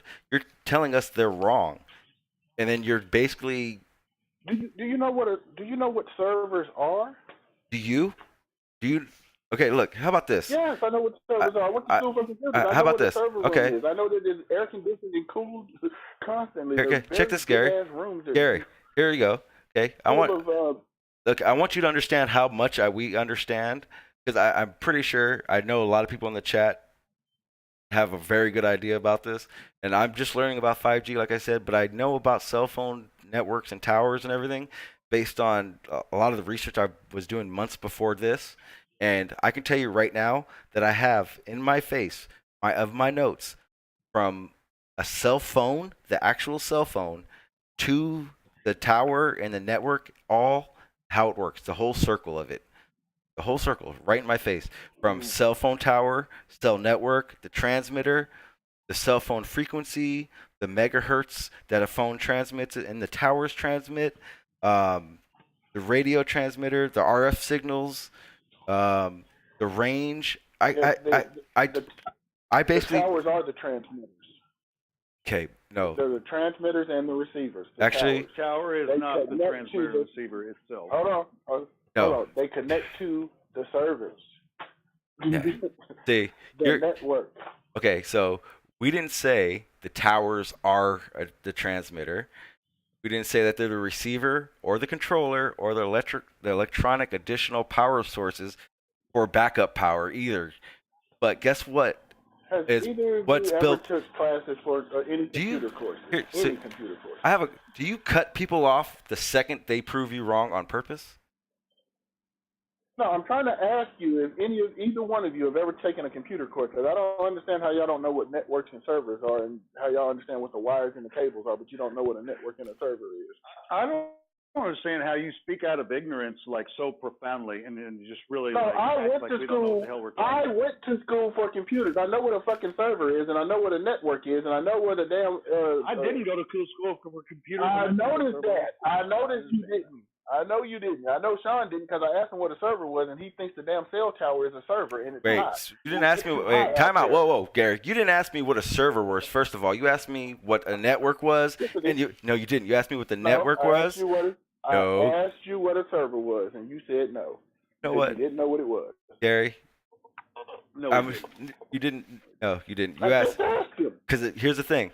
I just asked you. You were talking about networks.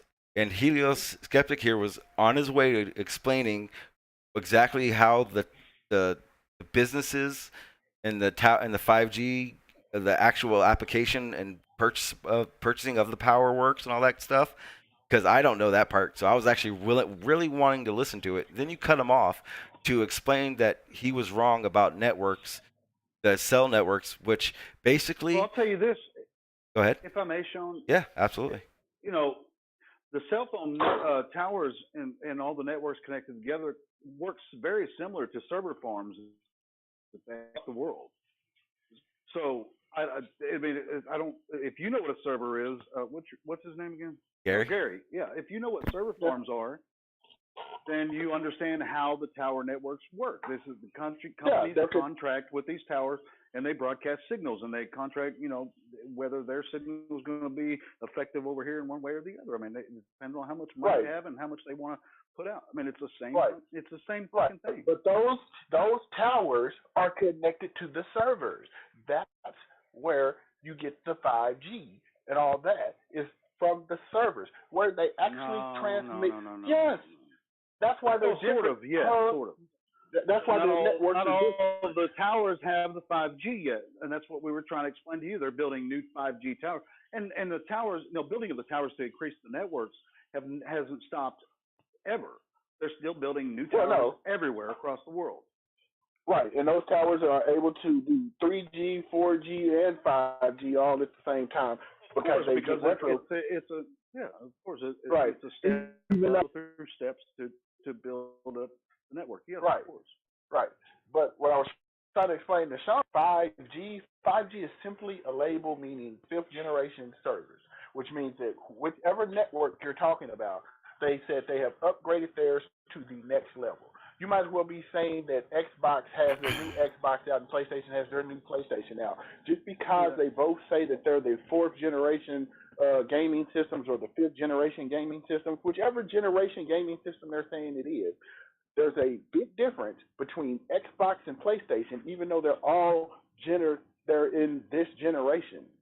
Yeah, but you're trying to simplify something that is more profound, and that's what we're trying to explain to you. That the 5G it's not really that more. Even though it is, it is the next generation, and it may stand for generation. But what we're explaining to you is that the frequencies of this 5G network are harmful, and they're shortwave, and they have a lower reach, so they have to build towers closer together in order to cover a certain, larger areas, because that's why 5G has been introduced in cities first, of course, because that's where they're where most people they're more compact.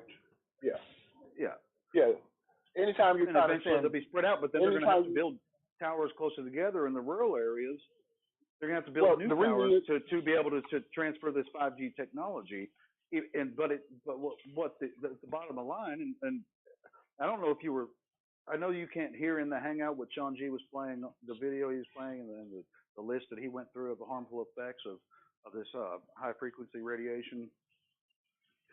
But you may have been just sitting there quiet, not listening, or if you muted your mic and listened to the video through his presentation, then you would understand why people like us would be, concerned about this. So they're going to have to build these towers closer together because it's a shorter wave, and they have to be able to transfer this. And so they're going to be building towers across the world, or at least in America here, where they have to be closer together. So that all these, but the general population is just like, oh, 5G, everything's faster, and you just think it's faster and better, and that's all it is. But the harmful effects of the 4G and the 3G have harmful effects, but the 5G being of such such higher powerful shortwave radiation, it does affect us, physically and everything. It affects shit, man. I mean, it's microwave radiation. Do you realize that? Yeah, I understand what you're saying, but the difference you're talking. Radiation. Yeah, the difference what you're talking about in the. I think I have to check because I don't want to speak because I'm not sure yet. I have to check. I think the router in your house probably sends out a stronger signal. The router is a receiver. Yes, and it does. It does send out a little bit, but it's actually a receiver. It's not. It doesn't. Transmit. It can transmit. It's not as near as powerful as a tower.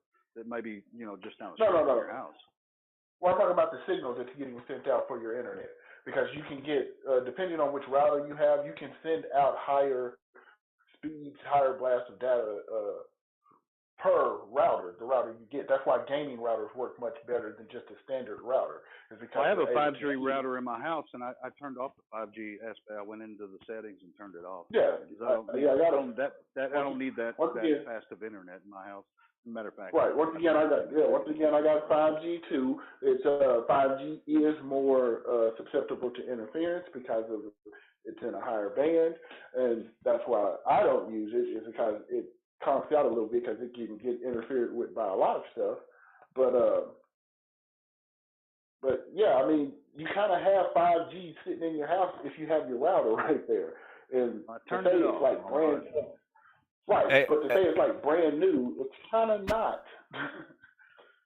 Hey, Gary, let me ask you a question real quick. You were saying we don't have, we don't have computer. You went to school for computer. We didn't go to school for computing, technology or whatnot. Did you go to school for phone and cell towers and all that stuff? Telecommunications? No, not for cell phones. No, I went for general computer. Okay. No, I went for general computer, networking, stuff like this. Okay, so not for communications, right? No, I didn't go specifically super hard into the hardware. I was mainly on the software end, and software is a little bit different than the hardware end. Okay. But working with viruses and stuff like that, I didn't do too much with computers. I do know how to take a computer apart and put it back together. I understand what the components and how they work and everything else are pretty much like any other electronic component. So. Okay, so I want you to understand that there are, for one, the one who really started the reporting on this, Ted, aka Ryan. What was that channel? He works in the cell phone towers and cell phone communication industry or field, I guess you would call it. And he's saying that everything me and Helio are trying to say is correct, but yet what you're saying is wrong. What you're saying is, in a nutshell, you're basically saying that this 5G is just 4G upgraded, and it's just as safe, and it's not dangerous, and all it is an upgrade, like you would hit on your computer when you turn it on, and it says time to upgrade, and you're wrong. It doesn't work that way. The fact that now here's the thing. Here, you're cutting me off. Hang on, Gary. So the fact that this is usually how you get debunked. You act like you know so much about a certain topic, but with zero schooling or any work application to a subject that it just makes everything you're saying just so ridiculous and sounds so. John, I even give you examples and break them down, and you still don't get the analogies. Well, here's the problem. Here's the other thing. Well, you would hear what I had to say in relation to what you say, but you cut me off every time. Every single time, I'm ready to prove you wrong or tell you exactly how it's different. Every single time. And luckily, like I say, every time we get in these little debate/discussion, it's been recorded. So anyone can go back. Matter of fact, I can go back into the stream because I made sure I could and replay every time you said something and then later on said, I didn't say that, or I said something, or you were wrong, or I was wrong. It can be played back, and it's gonna. I edit every conversation we have for this reason alone. I'm gonna tell you right now, when it comes to the cell phone towers, cell phone network, you wanted to cut everyone off. Like, I was basically explaining certain aspects of the cell phone towers and networks and everything. Helio was trying to explain that AT&T and Verizon, these companies have to. It's basically like a power grab for 5G, and you admitted to it. Basically, AT&T, if they have more money than Sprint, they're going to have better 5G. But here's the kicker to it: they're buying that. That's not what I said. That's not what I said. Okay, you explain what you said after I'm done. So what I took from what you said, that makes it even better. Not exactly what you said, because we can go back and hear what you said exactly, Gary. But from what I've gotten from what you're saying, is that Verizon, AT&T, they all make up their own 5Gs and sell it to their customers.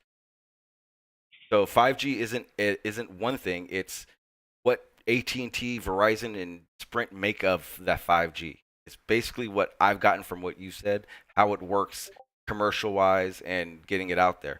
The reality of it is 5G is a technology that some super big company has made, like a HARP or a DARPA or you name it, Joe Smo government company that has everything to do with frequencies going across everywhere. Whatever company it is, company A will call it, is the one who's making 5G. They're the ones who made it, produced it, and sell 5G. So whatever Sprint and AT&T want to do to buy as much as they can, that's whatever they want. Fuck them. No one even cares. Not one person in my chat. I don't. I'm pretty sure helioskeptic doesn't care what Sprint and AT&T do or how much they have. It's about the company that made 5G, capable of what it's able to do now, and all the facets of our everyday life that are going to be using this 5G, whether it's dangerous for us or not. That's the issue. That's what I think you're not realizing. I think you're.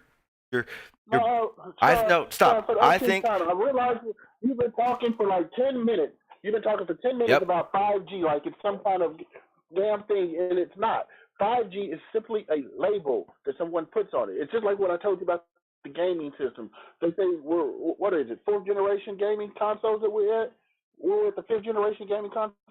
What the hell is the difference? Is it the difference between the two models? They made it different. But guess what? They all got CD players on them, and they all got on and off buttons on them. Like, what the hell is wrong with you? And they all, but guess what, Gary? Xbox and PlayStation, they use the same internet bandwidth. They use the same internet to get to your house and other people's houses. They use the same one.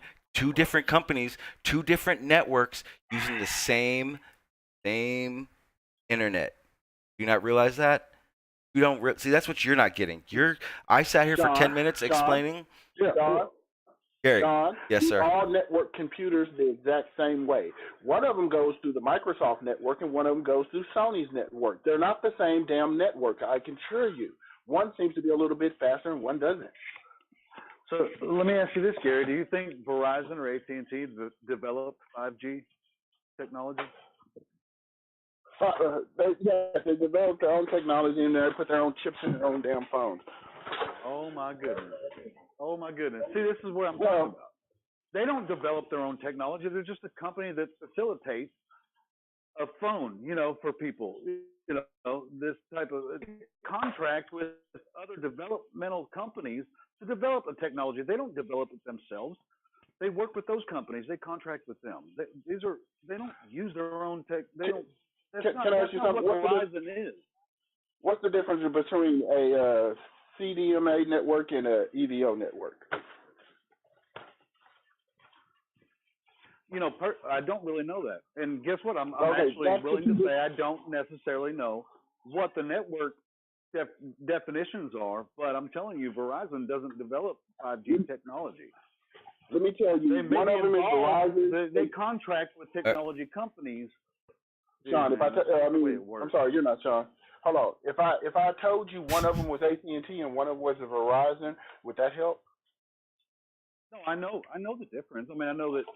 Well, I mean, AT&T uses the EDO and the CDMA, and Verizon uses GSM, which is the one you couldn't think of earlier.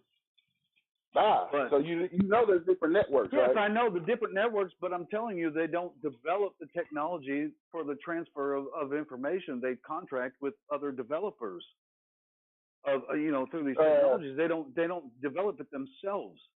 It's not the way it works. Okay, Gary. And that's what we're trying to tell you. Right, they do. I understand what you're saying. They do subcontract some of the work out. They don't. Most of it. Hey, Gary. Most of it. Gary. Well, okay, now okay. here's the reality of it. I'm reading off the site Digital Trends. That's not biased by me or anybody's views. Just site that telling what like it is. It says Mobile G, which is short for fifth generation, is about as nested and noblest as they come. The organization that governs cellular standards, 3GPP, released its first formal standard release 15 in December 2017. Chip makers are starting to create 5G hardware, so we'll see 5G capability in mobile devices any day now, right? And then it says carriers, including Verizon, AT&T, Sprint, and others, are testing 5G in cities around the country, and equipment vendors like Nokia, Qualcomm, and Intel are producing 5G prototypes that eventually make their way into smartphones, tablets, laptops, and more. Still, each carrier has its own plan on exactly how and when they will roll out 5G. So. Right. So basically, what we've been saying is 100% right, and what you said is wrong. The organization that governs cellular standards. You don't even know what you just read. Okay. The organization. Wow. Okay. Let me say this one more time. Gary. Verizon is having the companies tested. Gary. I'm going to do this. The next time you cut me off, and when you want to do it like that, you're gonna be doing it from listening from the YouTube watch page, because I'm gonna tell you right now, you completely Sean, no. See, you're doing it again. Sean, Stop cutting, Gary. You are not gonna. Hey, clearly said. Here's the thing. You're not going to cut me off anymore. You're cutting me off every time I talk, and it's not gonna keep happening. You're not gonna do it anymore, Gary. I'm telling you right now. Sean, you have a good day, man. If all you want to do is talk to yourself, that's fine. But you just read that statement, and it clearly said that they're talking to AT&T and Verizon so that their phones can be ready for their networks. Like, you didn't hear him just say that and say, everything you're saying is wrong and everything I'm saying is right. Why do you think AT&T and Verizon are there to make sure those phones work? I'm going to go ahead and repeat. Now I'm going to repeat. I'm going to go ahead and repeat what I read, because you need to listen. You need to listen very carefully.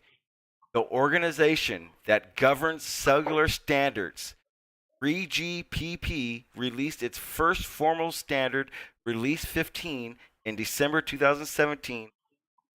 They are the ones who are basically doing all the hardware work for 5G for the cellular companies.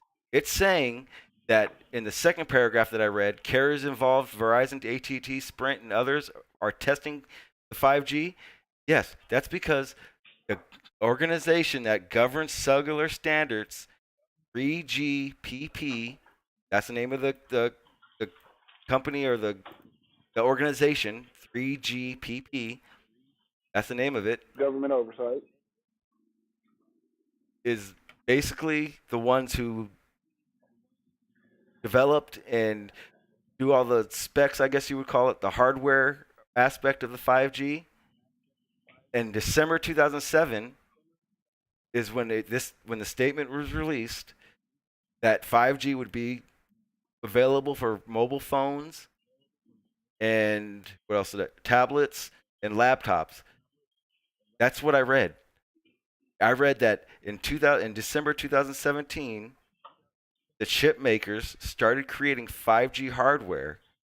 So we'll see 5G capability mobile devices any day now, right? That's what the paragraph said.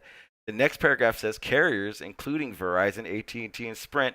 Again, I read the same thing 3 times to make it very clear that you don't know what you're talking about, and I very, very, very, very, very, very, very, very clearly understand what I'm reading.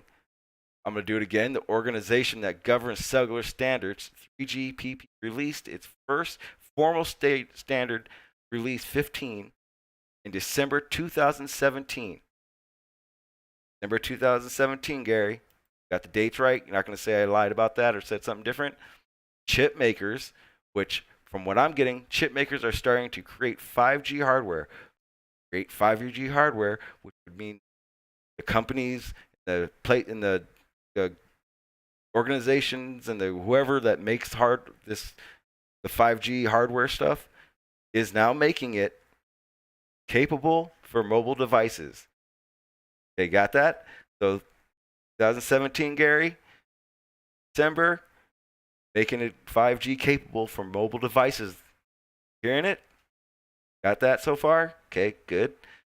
So when they talk about Verizon, AT&T, and Sprint and others testing 5G, it sounds to me like they're getting the technology from a source to test on their devices to go mainstream. That's what that sounds like, Gary. So now go ahead. You can go ahead and talk and explain to me how what I read is so different from what I've read 5 times now.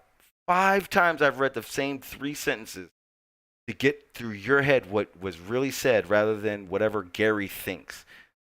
Because I'm not sure if you realize it, Gary, we're on a live recorded live stream. People are going to hear this over and over again. They're going to be able to replay it. They're going to be able to go back. They're going to be able to turn the volume up or down. They're going to be able to do whatever they want to hear the information given. And when they hear you continuously cut me off, telling me how I'm wrong I am, or how you explained something and I explained it and I don't know what I'm talking about when I read it, I've made it very clear, the 3 sentences I've read, I understand them. I'm pretty sure everyone in the chat understands them. And I hope now you understand what I've read does not say AT&T and all these guys made the technology or the upgrades for 5th generation or 5G. They're only using it. They're testing it out on their devices because they've gotten it from the 3GPP organization that governs cellular standards. You understand that, right? So now you're not going to sit there and say, I read something wrong and I don't understand it. Now you can actually go, oh shit, Gary, you read it, you listened and you misinterpreted it, or you thought you knew what you were talking about, but you really don't. Sean's right. These guys are actually know what they're talking about. Even though we didn't go to school for it, we are able to read. We do have people. Just let me know when you're finished. You've been talking for 10 minutes and ain't said shit. So just let me know. Well, guess what? Let me add on to that. Let me give an addendum to that right before you respond. Go ahead. Because when I first heard you talk, Gary, I like I was saying with my first sentence when you cut me off, is that you thought that Verizon, AT&T, Sprint, all them companies were involved in the development of these systems when they're not at all. They're actually they're the facilitators, that we pay money to access them. They don't they contract with other, technology companies to develop these systems and implement them. They're not involved at all in the entire system. It's like you were saying, Verizon is the biggest one. That's because they have the most money. That's it. Nothing hard to figure out, man. Yeah. But if you think that Verizon has a development team that's developing 5G technology, that's not true. There are, sections of the company that are involved with working with the contractors that are developing these systems. That's true. But Verizon itself is not developing 5G technology. There are other technology companies from all over the world that are involved in this.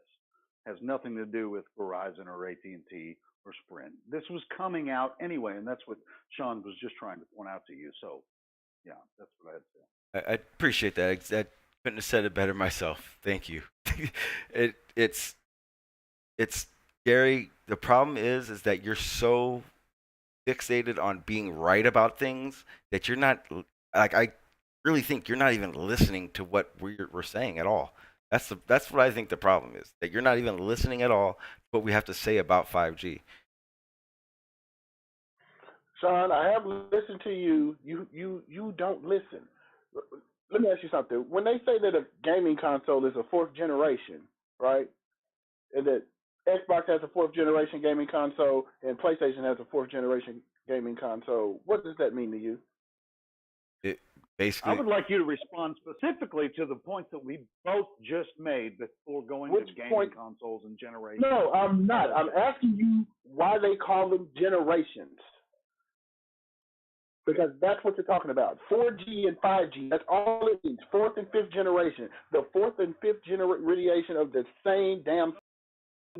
Okay. Specifically, if you go into the fifth generation, if you talk about 5G, it's a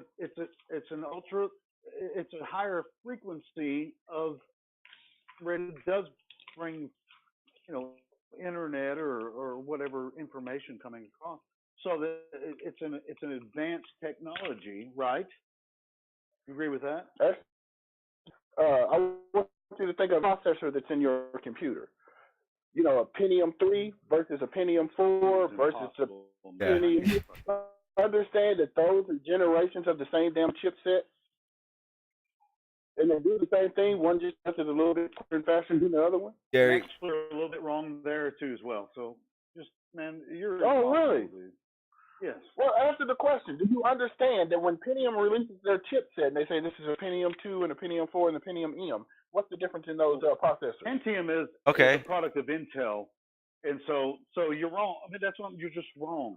You're wrong on everything so far. Oh yeah, I have a better. I have a question for you, Gary. I have a question. Answer a goddamn question without saying you're wrong. Answer the damn question. No, what's the how about this? in the damn processor? Here's the thing. I've answered. What the hell? So you were talking about Pentium specifically. I mean, Intel creates a lot of different products. I mean, but you're. I'm asking you about the Pentium processors. Okay, when there's the different generations of the same Pentium Gary, processor. stop. First of all, stop yelling. Down. First of all, you're going to stop yelling, and you're going to give us an opportunity to answer, because I've been trying to answer you, but you keep yelling the same thing over and over again. There's the difference. I'm not yelling. You're the only one yelling. The answer is you're wrong, and I'm like, answer. Okay. I asked you three different. I'm giving you three different examples, and y'all can't seem to even figure that shit out. Okay. First of all, let's get one thing straight, Gary. You are wrong, and here's why you're wrong. And I'm going to explain it without you cutting me off. Otherwise, I will take you off my panel, because it's now getting to the point where you're breaking up. Exactly. So here's what it is. You're breaking up. It's all right. He's back now. Go ahead, Sean. Okay, so just like we were trying to explain this whole time, is there a difference between, and I'm going to do this the Gary way, so maybe Gary can understand it. Is there a difference between Xbox and Xbox One? Gary? Once again, you're breaking up. I didn't hear what you said. I just told you were breaking up. Gary, hang on. Let me fix this really quick so Gary can hear me, because Now he can't hear me at all. Okay. All I heard you say was one. You were breaking up there, Sean, but yeah. Okay. Can you hear me now? Gary's just giving analogies as arguments. Oh yeah, 100%. Doesn't go to the point that we were trying to make a specific point about this technology, and he's just giving analogies about the fucking Pentium processors, man. Yeah. What does my analogy point to? Okay, Gary, here we go. You can hear me now, Gary? You can hear me? Yeah, I can hear you. Okay. Is there a different? Okay, what's the Xbox One and a regular Xbox? First generation Xbox, I guess you would call it. First generation Xbox? Yeah. First generation Xbox, I don't believe it had. It had a built-in hard drive, but it's mainly graphics processing, and the graphics are improved. It uses a different chipset, and it has a higher processor. Okay. What's the difference between the Xbox, the first generation Xbox, and say Sega? Sega. Well, Sega, the original system didn't have a hard drive. It had a much smaller chipset and also a much lower processor in it. Okay. Well, you're looking at from 4G to 5G is basically of course your 4G to 5G is basically Sega to Xbox One.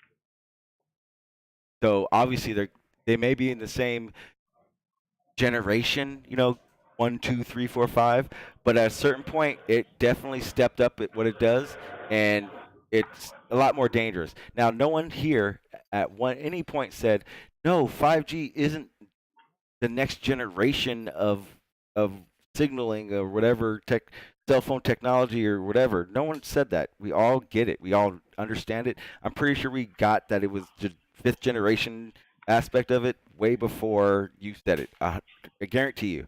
The issue we have, and that you're not getting, and that you're completely bypassing, I think on purpose, based on the fact that we all have this belief and you don't, is that you're making it seem like 5G is 4G, just with a little more power, a little upgraded.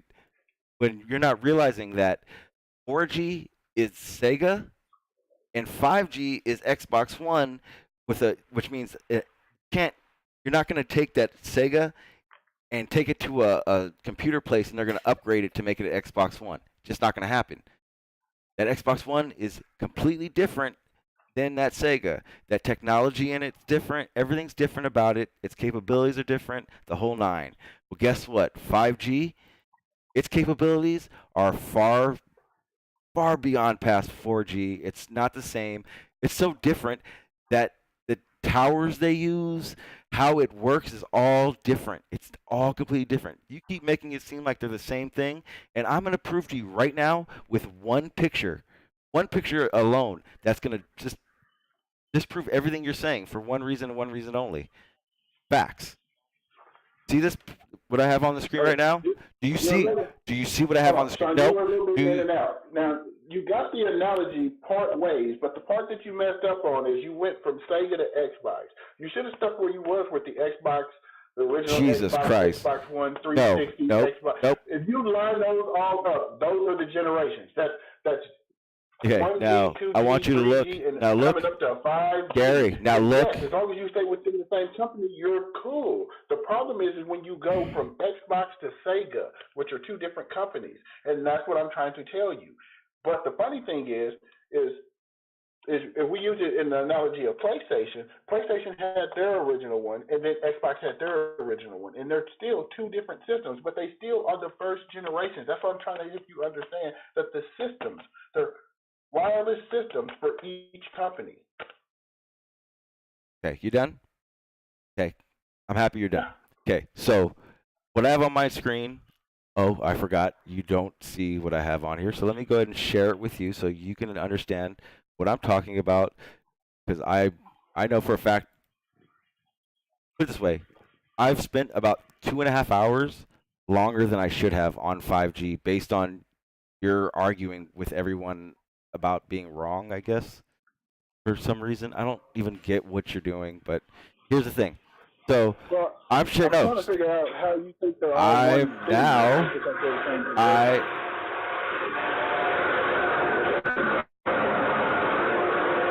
Mute your mic, because holy crap, whatever you're doing is ridiculous. Mute your mic. No, sorry, I had to walk by a piece of machinery. Okay. Okay, so can you see what I don't even know if you can see what I'm showing on my screen right now. Can you see that, what I'm presenting? No, you're not presenting your screen right now. I can't see anything on your screen. Jesus Christ. Oh, God damn. And it's the worst part is like the facts are here. Like they're just dead smack right in your face. Okay, so now you can see it for sure, right? I know you can see it. Right? Yeah, you can see it. One is 4G. No. Hold on. You have not presented anything. All I see is your icon. Okay, there you go. Yeah. One is, see how 4G signals work, and then the 5G signals? This isn't exactly how it all works. This is just an illustration of how they work around buildings and whatnot. You understand that? See that? 4G, 5G? Now, here's what I want you to understand. See the 700 to 270 or 2700 megahertz compared to the 30 to 70 gigahertz? You're looking right now. You're looking at 4G being a Sega, and I said Sega on purpose because Sega was so far off from Xbox, and I don't even like PlayStation in the first place, so it doesn't really matter. But when you're looking at it, you're looking at fucking Nintendo, original Nintendo being 4G, and Xbox One that just came out a few months ago as 5Gs, in the power and everything it does. So everything you keep trying to say we're wrong about, you're actually just making us or proving us more and more right. You're definitely just showing us that when you're talking about 5G, it's yeah, you get it. It's the next generation up. I don't know how many times you're going to repeat that. I don't know how many times people are going to in my chat are going to want to hear you say that over and over again. We get it. We know. We're not stupid. I know you think we are, and think your educational level is so much higher than ours, even though you never went to school for any of this cell phone or cell phone networking technology. You seem to know about it, even though we actually have someone that was reporting this yesterday on their live stream who is in that communication field saying the same things. That's where I'm getting my information from. Someone that does cell phone towers, and their information into the 5G world. Now, this for 2 hours now, we have argued back and forth based on the only thing you've argued is that Sprint, AT&T, and Verizon make their own 5G, I guess is what you said, which makes no sense to even your argument. Second of all, no, they don't. I'm going to say it again. They don't make 5G. I made it very clear, and I read it, and I can read it again. Matter of fact, I'm on another website that's made it very clear that none of those companies do that. 5G, it says, or I'm sharing it right now, 5 years to 5G. These frequency range, where is it? So find something that makes more sense, something that can clarify a little bit better.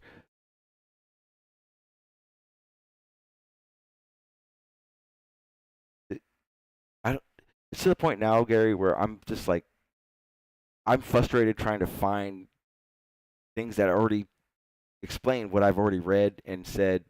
Helioskeptic has said. The only difference. And honestly, Sean, man, I feel like we've lost most of the audience because of this guy's. He bloviates from ignorance and has no idea where the fuck we're coming from. Anything. It's just like. Exactly. There's like 5 people watching now. We had 20 something earlier. So why are we wasting our time with this? And you know what? You're 100% right, because what I constantly have to be reminded of when I do go have Gary on is the fact that it's not gonna get anywhere ever. It's not made to. It's never going to. With Gary, he's not gonna budge. He's not gonna budge on what he's saying because he's convinced that what he's saying is so correct that everything else is wrong that we're saying.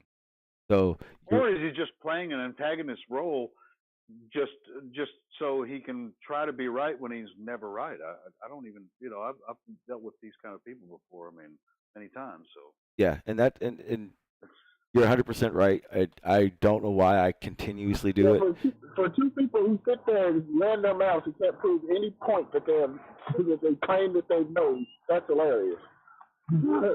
You're the only one that hasn't brought any evidence, and you've been wrong on many different.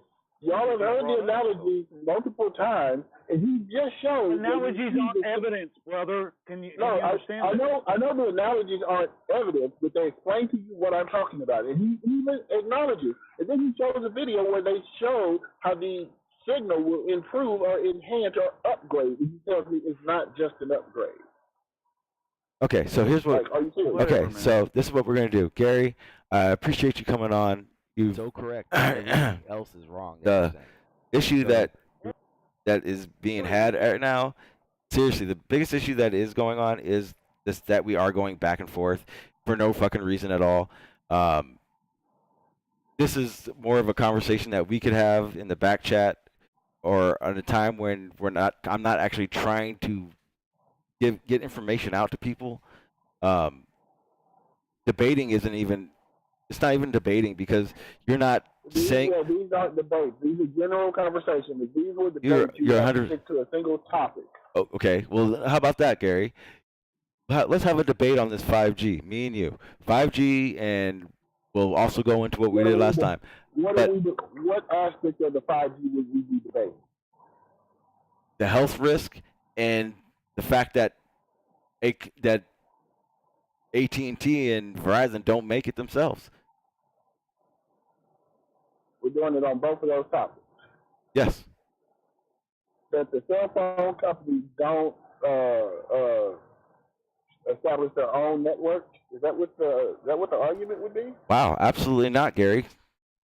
Because they do establish their own. So what the heck? What the hell is it? Okay, what are you talking about? This is. You said that they don't establish their own 5G. 5G simply means fifth generation wireless network, and so AT&T and Verizon obviously established their own damn network. So I'm not exactly sure what we AT&T and Verizon use the same 5G networks. No, they do not. My point. Yes, they do. No, Okay. No, they do not. Okay, Gary. Here we go. This is exactly the issue that we're having. I let this stream get like this, and I apologize to every one of my subs. I apologize even more to you, Helio, because I know how you get with these conversations where you actually decide to talk, decide to be engaged, to get somewhere, and we're not getting anywhere. So I do apologize to you that you have to actually deal with Gary. I deal with him on a regular basis, so I'll go back and forth with him all day. And luckily you said something, so I don't want it to keep going, Gary. We will go have a debate. We'll do it tonight, if that's all right with you. And I don't know if I'll be able to do it tonight. Okay, well, we'll discuss when it will be, but the topic of it will be, what is 5G? That's what the debate is. What is 5G? Period. Because clearly you don't believe what we're saying, and we. Actually, you could probably teach him something if he actually understood cell networks. Then, oh yeah. Start from the roots, because he doesn't understand apparently. Oh, obviously. Well, that's what it is. I think he believes because it's not a debate, he doesn't have to be cordial, respectful, and listen in, on the information. Because I know exactly what he's doing. He's giving his point, and then he's doing whatever. I don't know if we can do it on that because that's not actually. It needs to be an affirmative and a. Affirmative position. Jeez.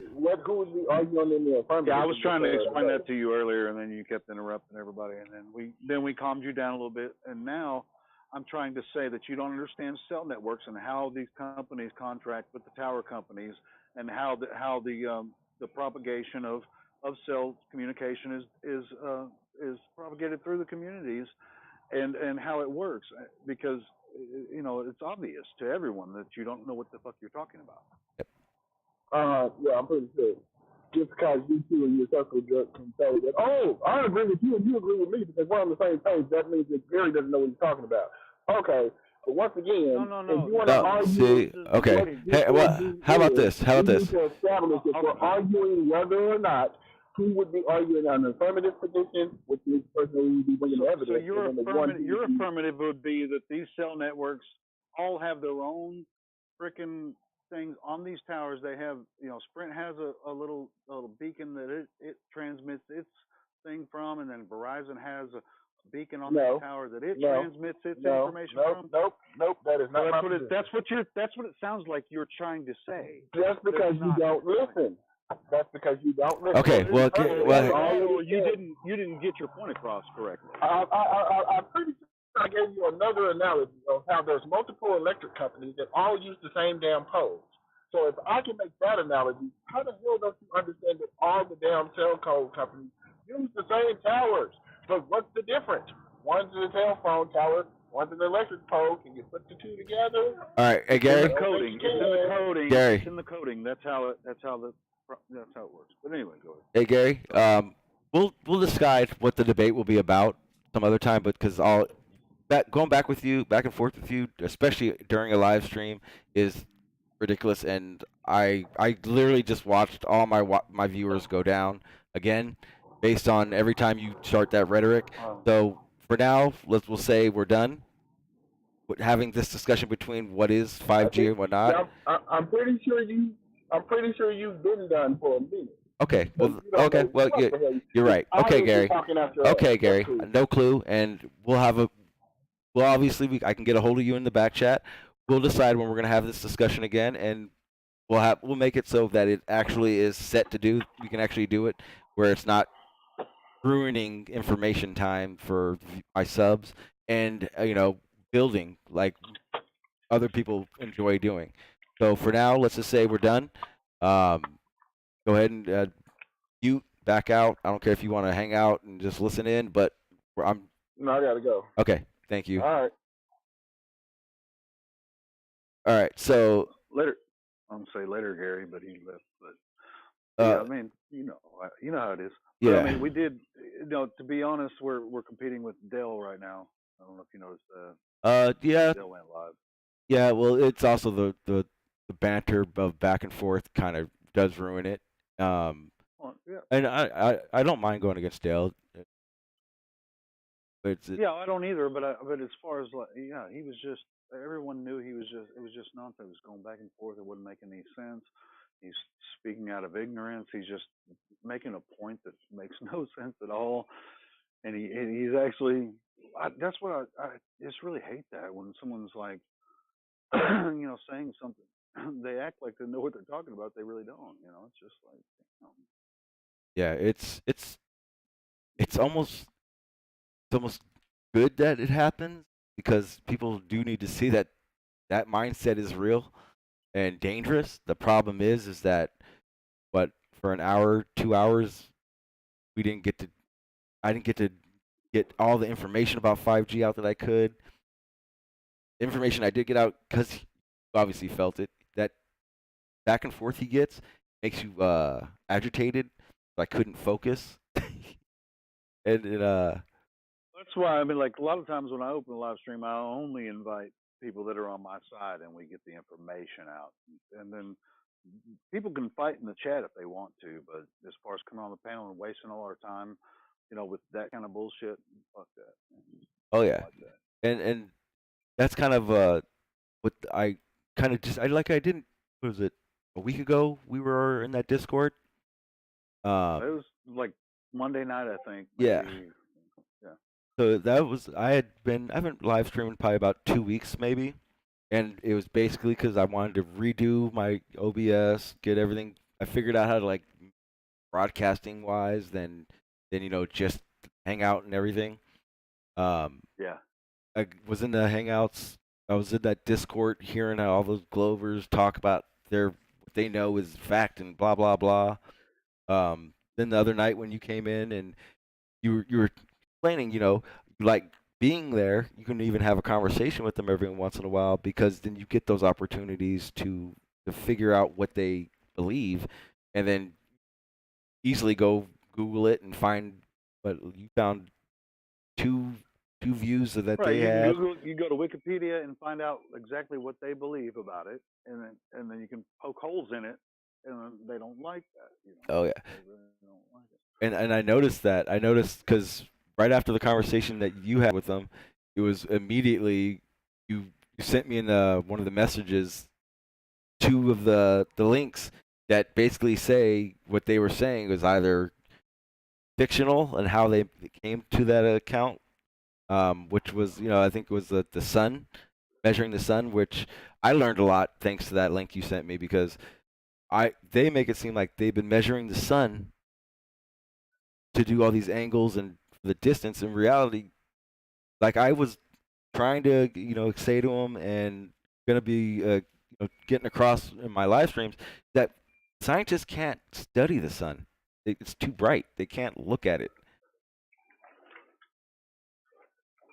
Yeah, there's so many assumptions and holes in the argument. I mean, when they do study the sun, they go through spectrographics where they they measure the colors that they get, and that's based on excuse me, different color spectrums of different gases that they've observed here on Earth.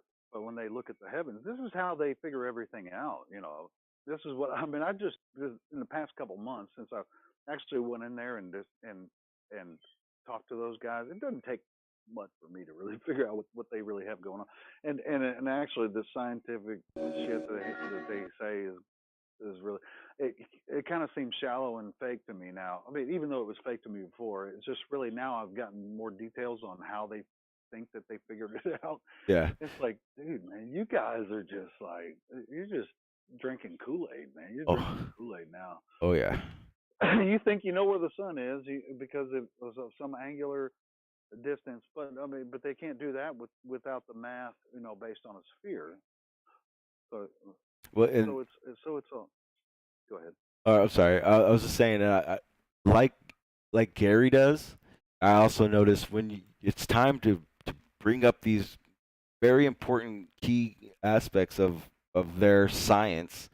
Like, for instance, one of my biggest things is that I've been doing a lot of research on is the holes in science. The fact that gravity, space, everything all scientists basically know are guesses, predictions. They guess for things that could have variables they know. They make predictions for stuff they can't answer now, and then when it doesn't turn out like they thought, they go, "Well, it's dark matter."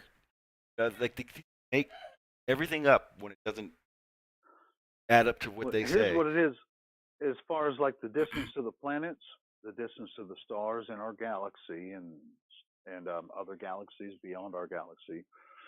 What they've done is they supposedly know the distance to the sun and the size of the sun, and they have big G, right, which is gravity, which is based on the 9.82 meters per second squared. How shit falls to the Earth. They've even figured out the circumference of the Earth based on the distance to the sun, but actually they didn't know the modern convergence to the sun over 100 years ago. They didn't know that, So this is all based on math. They don't know the circumference of the Earth, actual circumference. This is all mathematical calculations based on how they see them move, and then they put this big G calculation to it, and then they observe the heavens and at different times of the year, and they use parallax between different stars and galaxies and stuff like that. This is how they've come up with them, with that, all those calculations. So absolutely. So there's a lot of assumptions made, like you were saying. Yeah, and like so it's kind of on they're on faith. Oh yeah, big time. And the part that I think is the most aggravating for anybody is that when you ask them the right question. When I say the right question, I mean the right slow can't answer question is when they start getting like Gary gets, where they just cut you off. They want to run you over. They want to talk, all the crap in the world to you, and basically deter you from the reality of Sean, it. you're breaking up again, brother. You're breaking up again a little bit. Okay, I see what it is. It's my son. He's on Wi-Fi as well, so every time he starts downloading something, kind of catches on my bit rate. I think I'm probably gonna do it right now. I'm looking at it. Should be all right now. We're gonna I'm gonna end this stream pretty soon. Just kind of get what we're gonna say out. But well, that's cool, man. I would like to have another live stream where we go back and forth, and then invite some people. Yeah. And talk about this shit, and not invite any antagonist yes, point of view, but exactly. Actually, get a lot of information out for people. Yeah. Matter of fact, if you're free tonight, it'd probably be the best time for me. Probably, I'd say about 7:30 Pacific's time would be good for me. I was planning on live streaming again, and we'll just make it a build. No Gary, no Madon, nothing like that. Just pure building, because that's what you're right. We do definitely need to build and figure things out on our own, rather than have someone go, "You're wrong. You're wrong. I don't care. You're wrong." It's ridiculous. Yeah. But I definitely. Yeah, I mean, that's why. I mean, the only reason I jumped in there the other night was because you were in there. I was like, man, there's somebody in there. I saw you in there kind of by yourself, and I was like, oh, I'm going there to see what they're talking about. And I definitely appreciate you jumping in on that too. I think I was definitely there for a different reason, rather than I'll give my points of views on it. You know how I felt about it, and I definitely did appreciate you jumping in and on that, and taking some of the heat off of the, what is it? Usually it's like at least 20 Globers versus one flat earther at a time out in that Discord. So yeah, right. So but they don't always jump in. But there's always like 2 or 3, and then you respond to their points. I mean, and you don't always have the greatest response, but that's what I like to listen to what they're saying. Yeah. Like I was saying, and then go, okay, well, what about this? Because you're not making sense right here as far as this goes. You're making a lot of assumptions that built up to your conclusion that you have, and you've also have a lot of faith in these white coat priest scientists that you lend credence to. Yeah, that's the biggest thing, and I think the biggest thing that I think a Glober, and I know for a fact this is it, because this is one of the things that I had to get past when I became a flat earther, and it was basically there's a starting point of the information, so gravity, relativity, all these things that were made up before they even how it was in space, how atmosphere worked, all these sciences that they still work today were made up before they had the technology to even know about these things. Like, how do you ask a guy or a Glober now, how do you prove gravity? The first thing someone like Gary will do is go, we tested it in a vacuum chamber. Newton didn't have a vacuum chamber back then. So how did he know what gravity was? How did he know what the atmosphere was, or what things did without atmosphere? It's all bullshit. It's all made up. And then, like I said, I mean, there are observations. I mean, that is a very interesting observation. As far as we've seen, the feather in the bowling ball falling, in the vacuum chamber. We saw the video, but it's a fucking video. You know what I'm saying? And everybody saw that video, but we don't have personal, relation to that. Well, here's also the other part about it, though. They can make all these vacuum chamber videos they want and say that's exactly how it works on Earth and space. But the reality is another problem that they never want to talk about is they can't replicate the vacuum of space. They can't do it. It's impossible. They don't know how. Impossible to replicate a vacuum on Earth.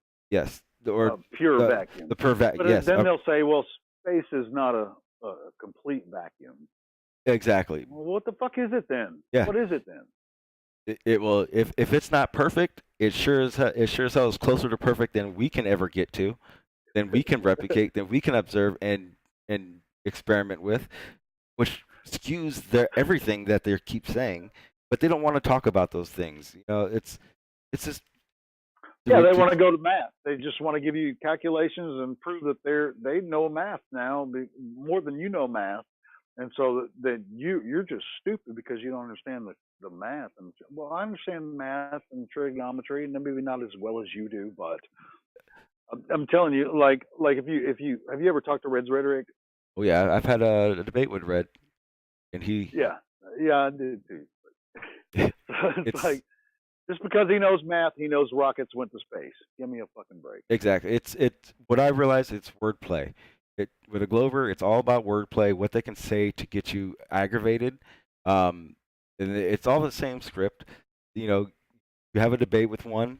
If you get them in a small corner, guarantee 2 or 3 Glovers are coming back to either get you triggered or jump in your ass about something different. Either way, they can't do it one-on-one. You'll never see a one-on-one debate between a flat earther and a globe believer. A good debate, really.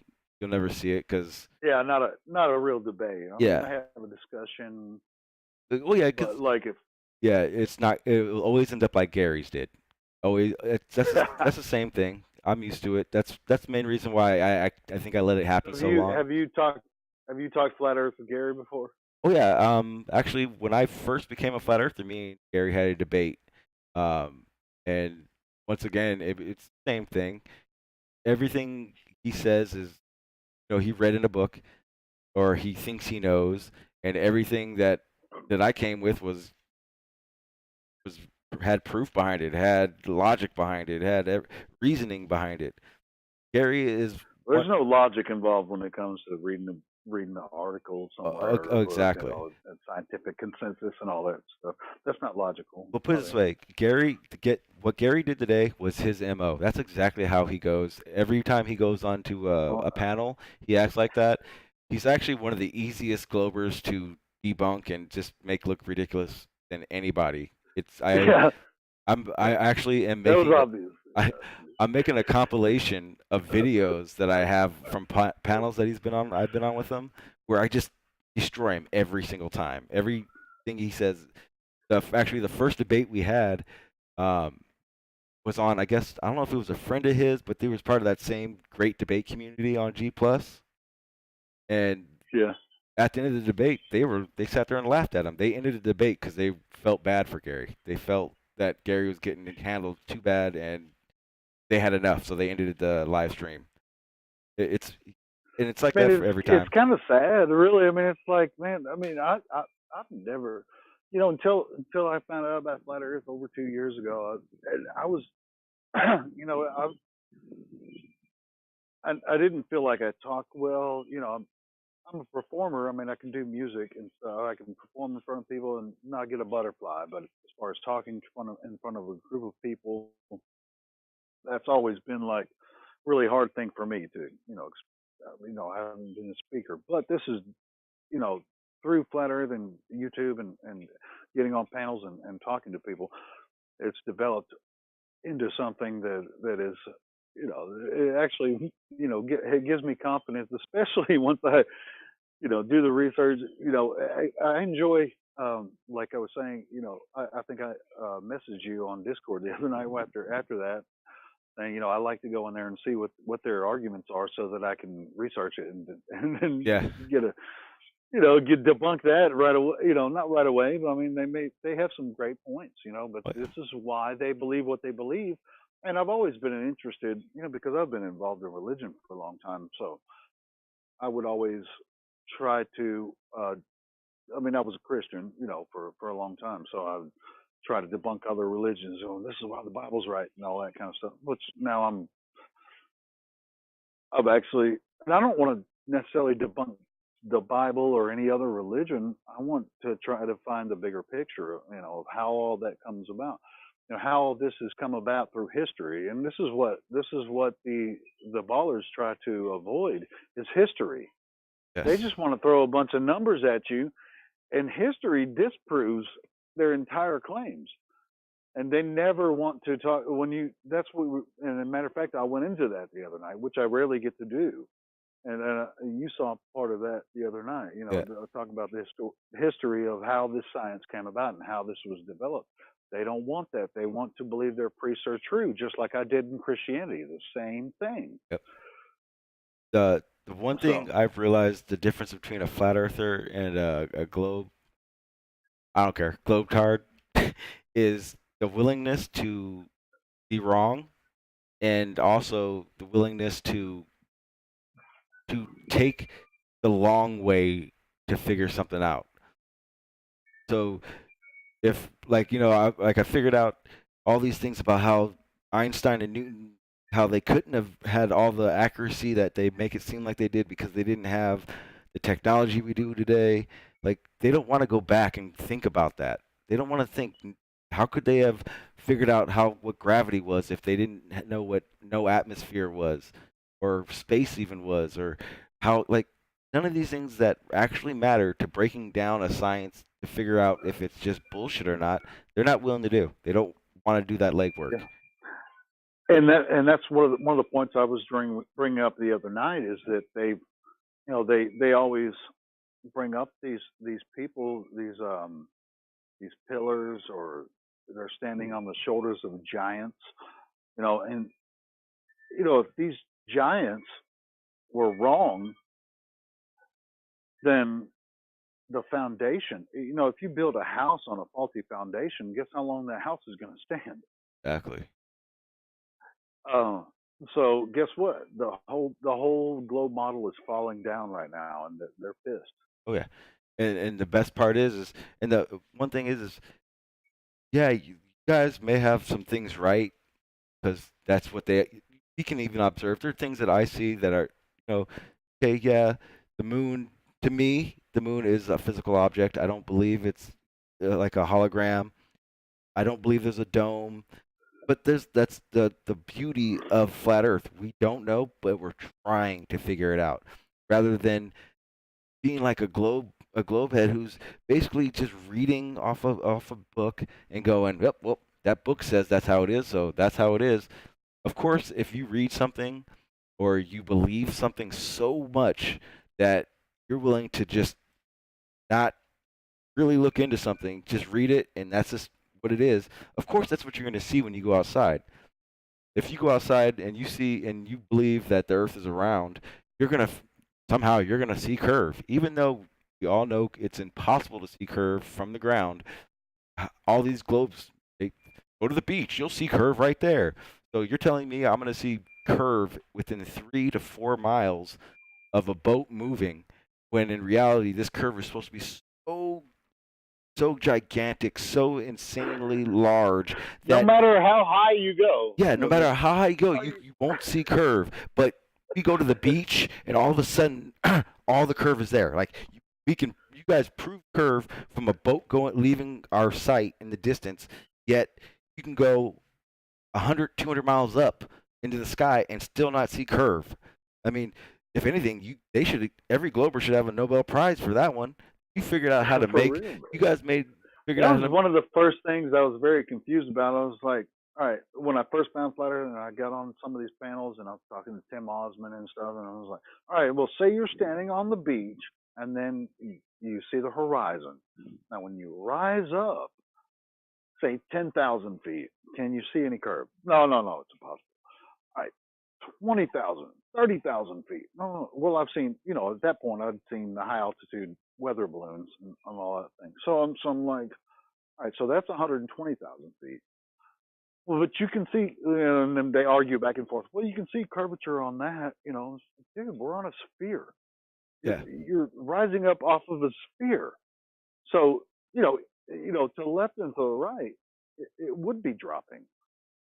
I mean, how big is this bitch supposed to be? I mean, and so at that point, maybe, if it was big enough, maybe you couldn't see that. But so then from that point, which is, that's all we have is about 120, 130,000 feet, the max that a weather balloon could go. That's the footage that we have to work with.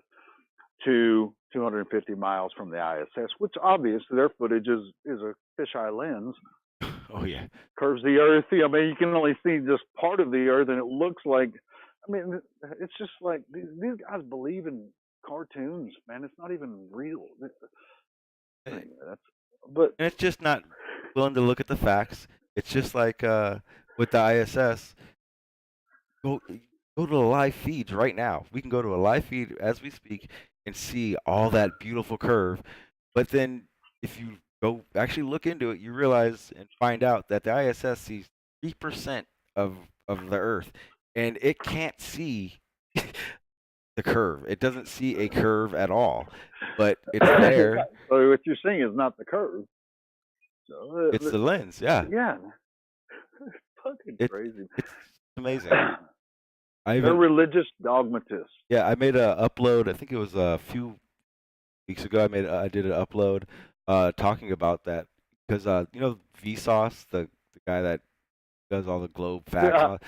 Yeah. I love watching his videos because he contradicts what they say and they contradict what he says, and then science, like, they all contradict each other, and always make these videos because they constantly don't know what they're talking about or they're guessing. And it's clear that they're just guessing and not willing to look into it deeper like they need to. So Vsauce, he does this upload basically talking about the ISS and how big it is compared to the Earth and what it would take to actually see Earth as a whole. And, as if he knows. Yeah, exactly. And the whole time, like, I just had got done going through like a panel or a debate or something with someone who's telling me, you know, the ISS live feed, you can go see it. All these satellites are out there taking real pictures, even though we can't see them. But it's basically, you know, him saying the ISS only sees 3%. It can't even see curve. And he says it in the video. The reason you see curve in the ISS footage is because of special lensing. Like, they use special lenses to see curve, to see what we see on those live footage, not what we really see on, like, as Earth as is at all. Not to mention, yesterday or a couple days ago, I got into it with Gary before, and we were talking about relativity and no up and down in space and all this semantics crap, and it was very clear that he had no clue what he was talking about because the first thing out of his mouth when we were talking about it was, "There's no up or down.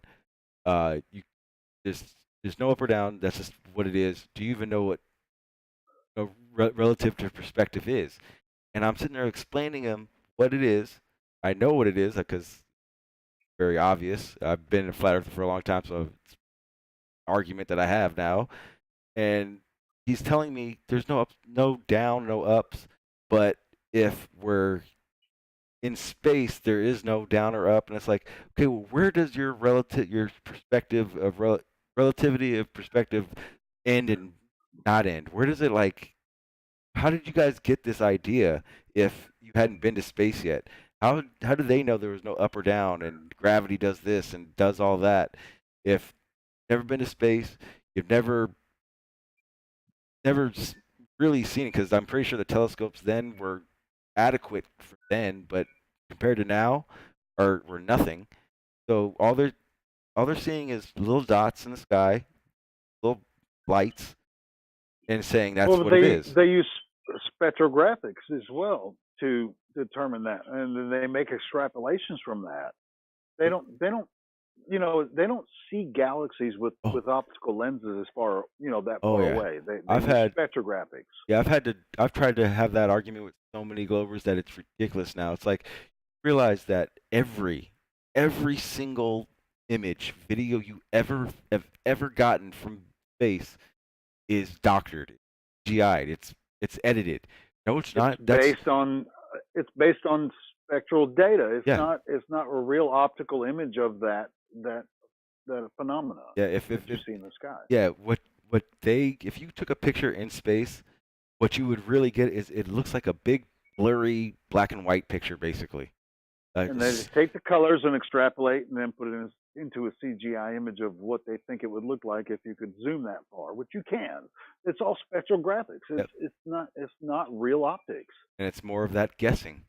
Then you, it's a whole, the maze, a gauntlet of proof of they don't know. It's all guessing. That's why I based everything I believe in now in science has to be broken down to see if it's even feasible to be true, because as far as I'm concerned, it's all guessing and predictions. How they know all this about space is ridiculous to me, because they even say themselves, we only see 5% of space, of the universe. The 95% we can't see. How do you know all that stuff? Like, how's that possible? It's impossible as far as I can. Man, I'd really like to get a good panel with me and you and some other people to really talk about. Absolutely. Some of that stuff. Some other people that know more than me and you know about it, and really get into how they come up with these images, how they study the skies and all that stuff. Because I've been looking into that.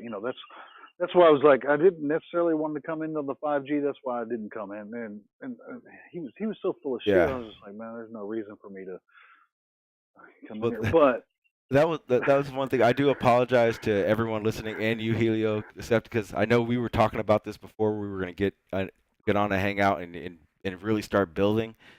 I didn't if you looked at my description and the description for the show, for the stream, like I had like 6 topics I was going to go over, and ended up doing just the 5G because of him. And that's all right, brother, man. And I do apologize. I actually really would like to do like a big panel, like a full panel of flat earthers, not like-minded, because that's the other thing. We're not all. None of us believe the same thing. We're all doing different areas of research. And exactly. We have a lot to offer each other, So what I'll do is I'll reach out and I'll try to get some people that I know, and I'm sure a lot of people that follow you will be more than willing to join in, or at least show up for the stream, and we'll do it that way. We'll get together, plan it out for.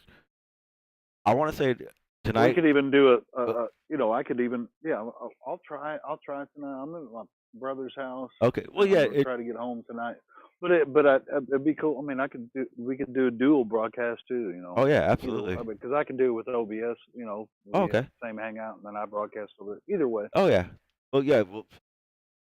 But lately we've been seeing a lot of each other in chats and stuff, so we'll definitely keep in touch and message back and forth. At least keep in touch and build off stuff that we're hearing around YouTube or whatnot, and then hopefully build to a really good build on a live stream.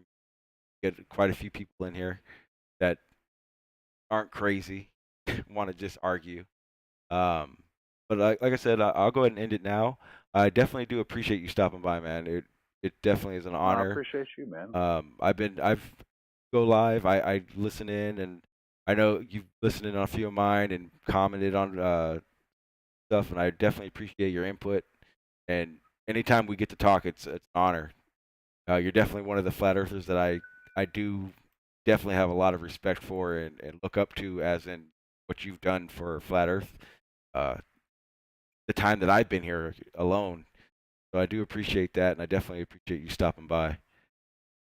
Well, I appreciate that, man. I've watched I was watching you on Dread when you were still a globe earther, kind of. Yeah. When I've watched your transformation, Oh yeah. So it's awesome. Yeah, and like I said, anyone who's was there from when I started and now, guys, family, 100%, nothing but respect. And like I said, it's been a fun ride. I've enjoyed this. So it's almost been a year now, I think, and I've definitely learned an insane amount, whether it be about the globe model or a flat Earth, just to open my eyes and see what reality is and what reality is not. And it's there. It's clear. It's just whether or not you're willing to. What I think the big thing is drop your ego. Leave your ego at the door. be willing to be wrong for once. That's what one thing is. I've heard flat earthers and a lot of the believers have been saying lately, uh, I don't know isn't an answer. Can't keep using that, and it's bullshit. We can use I don't know until the cows come home, because if we don't know, we're not going to sit there giving you guys bullshit answers like they'll do for 6 hours at a time. They'll sit and BS each other for 6 hours Yeah, about. at a certain level, you have to have a compassion for the ignorance of the person you're talking to. And ignorant, people get offended by the word ignorant, but if you properly understand it, you won't be offended by it. Exactly. Because you may not know about something that I'm about to tell you about. And there's so much shit that I don't know that I'm willing to listen to you explain to me, and then I'll tell you my point of view. And so I welcome ignorance. I'm glad that I'm ignorant about other things so that I can learn, and then I can move on from there and add it to my repertoire of whatever the fuck's going on with this. You know what I mean? Because exactly, there's something going on. This is the adventure of life. In my opinion, it's the meaning of life is us trying to figure this out, because there's a lot of scientismists and religionists that would like to tell us that they have the answer and you have to believe it this way. I disagree. I disagree wholeheartedly. There's more to figure out, and there's more to learn from each other. And so I appreciate you having me on, Sean. I really do. Definitely, anytime. My panel is your panel, my friend. Anytime. All right. I'm gonna go ahead and shut this down. So like I said, I do appreciate Helioskeptic coming on. I believe it or not, people, I actually am grateful that Gary stopped by, because it does give us a real bird's eye view of what clueless people or people who don't care about the stuff really thinks about it. And it's for him, it's bad because he's around flat Earth. He hears about all this stuff all the time, so it should be very obvious and clear to him what's true and what's not true.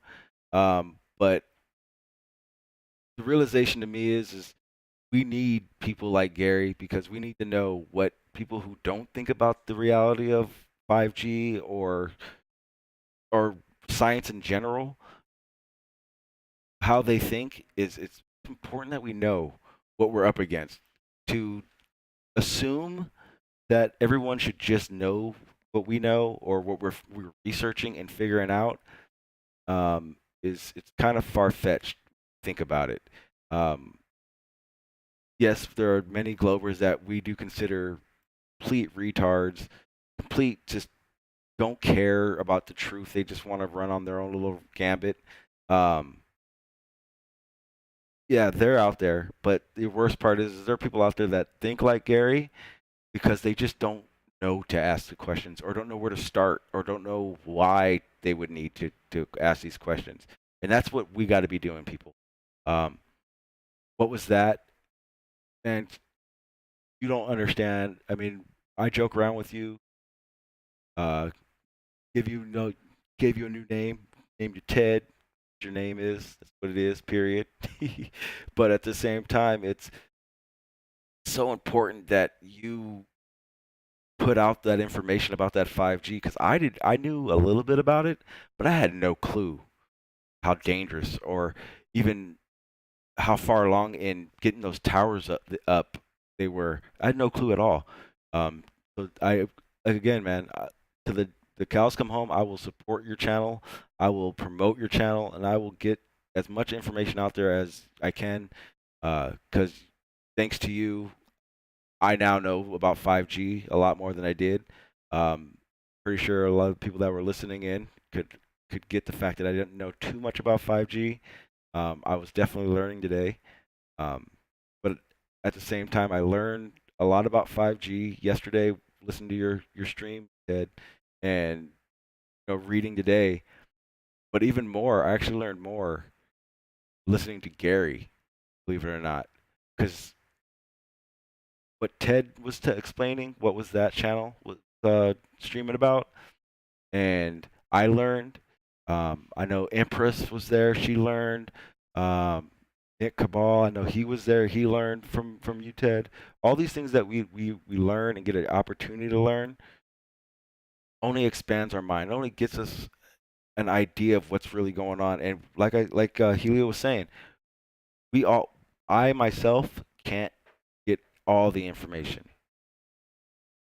And when that happens, it forms a big web of knowledge that we all flat earthers have now, thanks to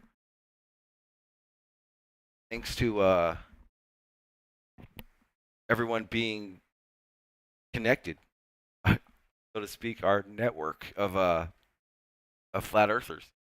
I have one. I can only give one part of my truth of things I know for a fact are the way they are. Ted, what was that channel? He's going to do that. Helio, he was able to do that. George, I mean, name it. Everyone who part of this flat Earth, whether you're just someone who asks questions, you don't know very much, but you ask questions. If you're asking a question to somebody, maybe the question that person needs further into their research or a different avenue of their. So don't be afraid to ask questions. Hell, don't be afraid to give answers. Playing a guessing game, you're trying to figure it out. That's what they're doing. The only difference is that because they have money backing them, they're allowed to do it, and people take it for. But the reality of it is, you don't know, and they don't know. Yes, try to figure the situation out. But at least we're doing it from the side of networking, passing on our knowledge between each other to figure it out, rather than reading it from or reading something we learned in grade school and running with it. All there is. Again, I got so much to say about what's going on. I don't want to run on just babbling again. So what we're gonna do is I'm gonna go. I'm gonna come back. I'm gonna go live again tonight. I have a football game to coach for my son. But after that, we're gonna go live again, and it'll be more topic based because there's description. I had a lot of topics I wanted to go chance to, but I'm going to end this. I'm getting long winded again, and basically because I had a lot to say. Gary kind of derailed it, but that's what Gary does. That's what these know that it wasn't. I shouldn't have had him on thinking different than it was. But again, like I said, I learned.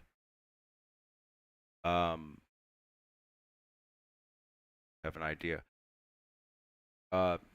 Later on, what I'm going to talk about, I'm going to get into 5G again, but it's going to be a different discussion about 5G. It's going to be pretty cut and dry. Everything that's been, it's not going to be anything play of it. And then I want to get into basically I want to get into that gravity podcast and talk about solar power. And live in the city and you're solar power, you're not helping yourself, helping them. One of the things I want to go again. Got the whole new setup with the OBS and thing, but I am gonna. Everything's getting structured different. Everything's much better, dialed in a lot more as as I stream now. My goal is to give best stream. I know I'm not going to. I don't know.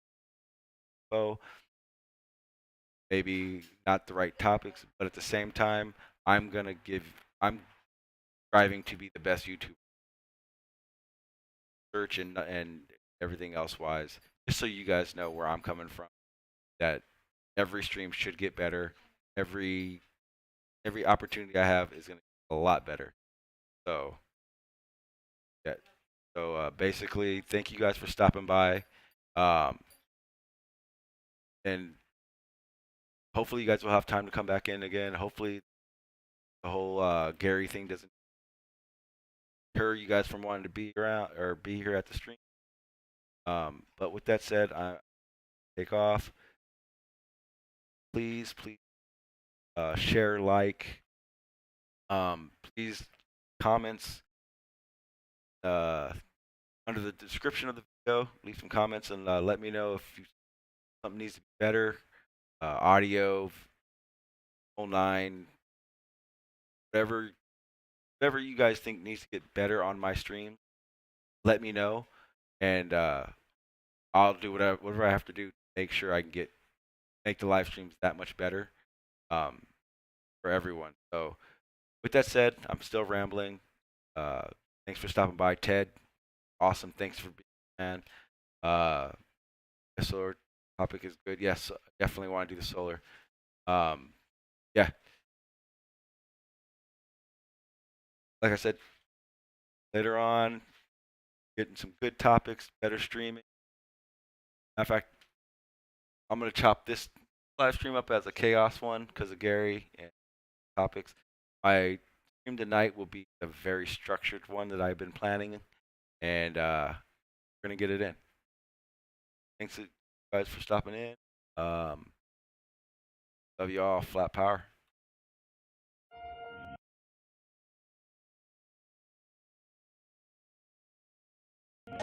Flag no fair, flag no fair. Hold strong people, hold strong.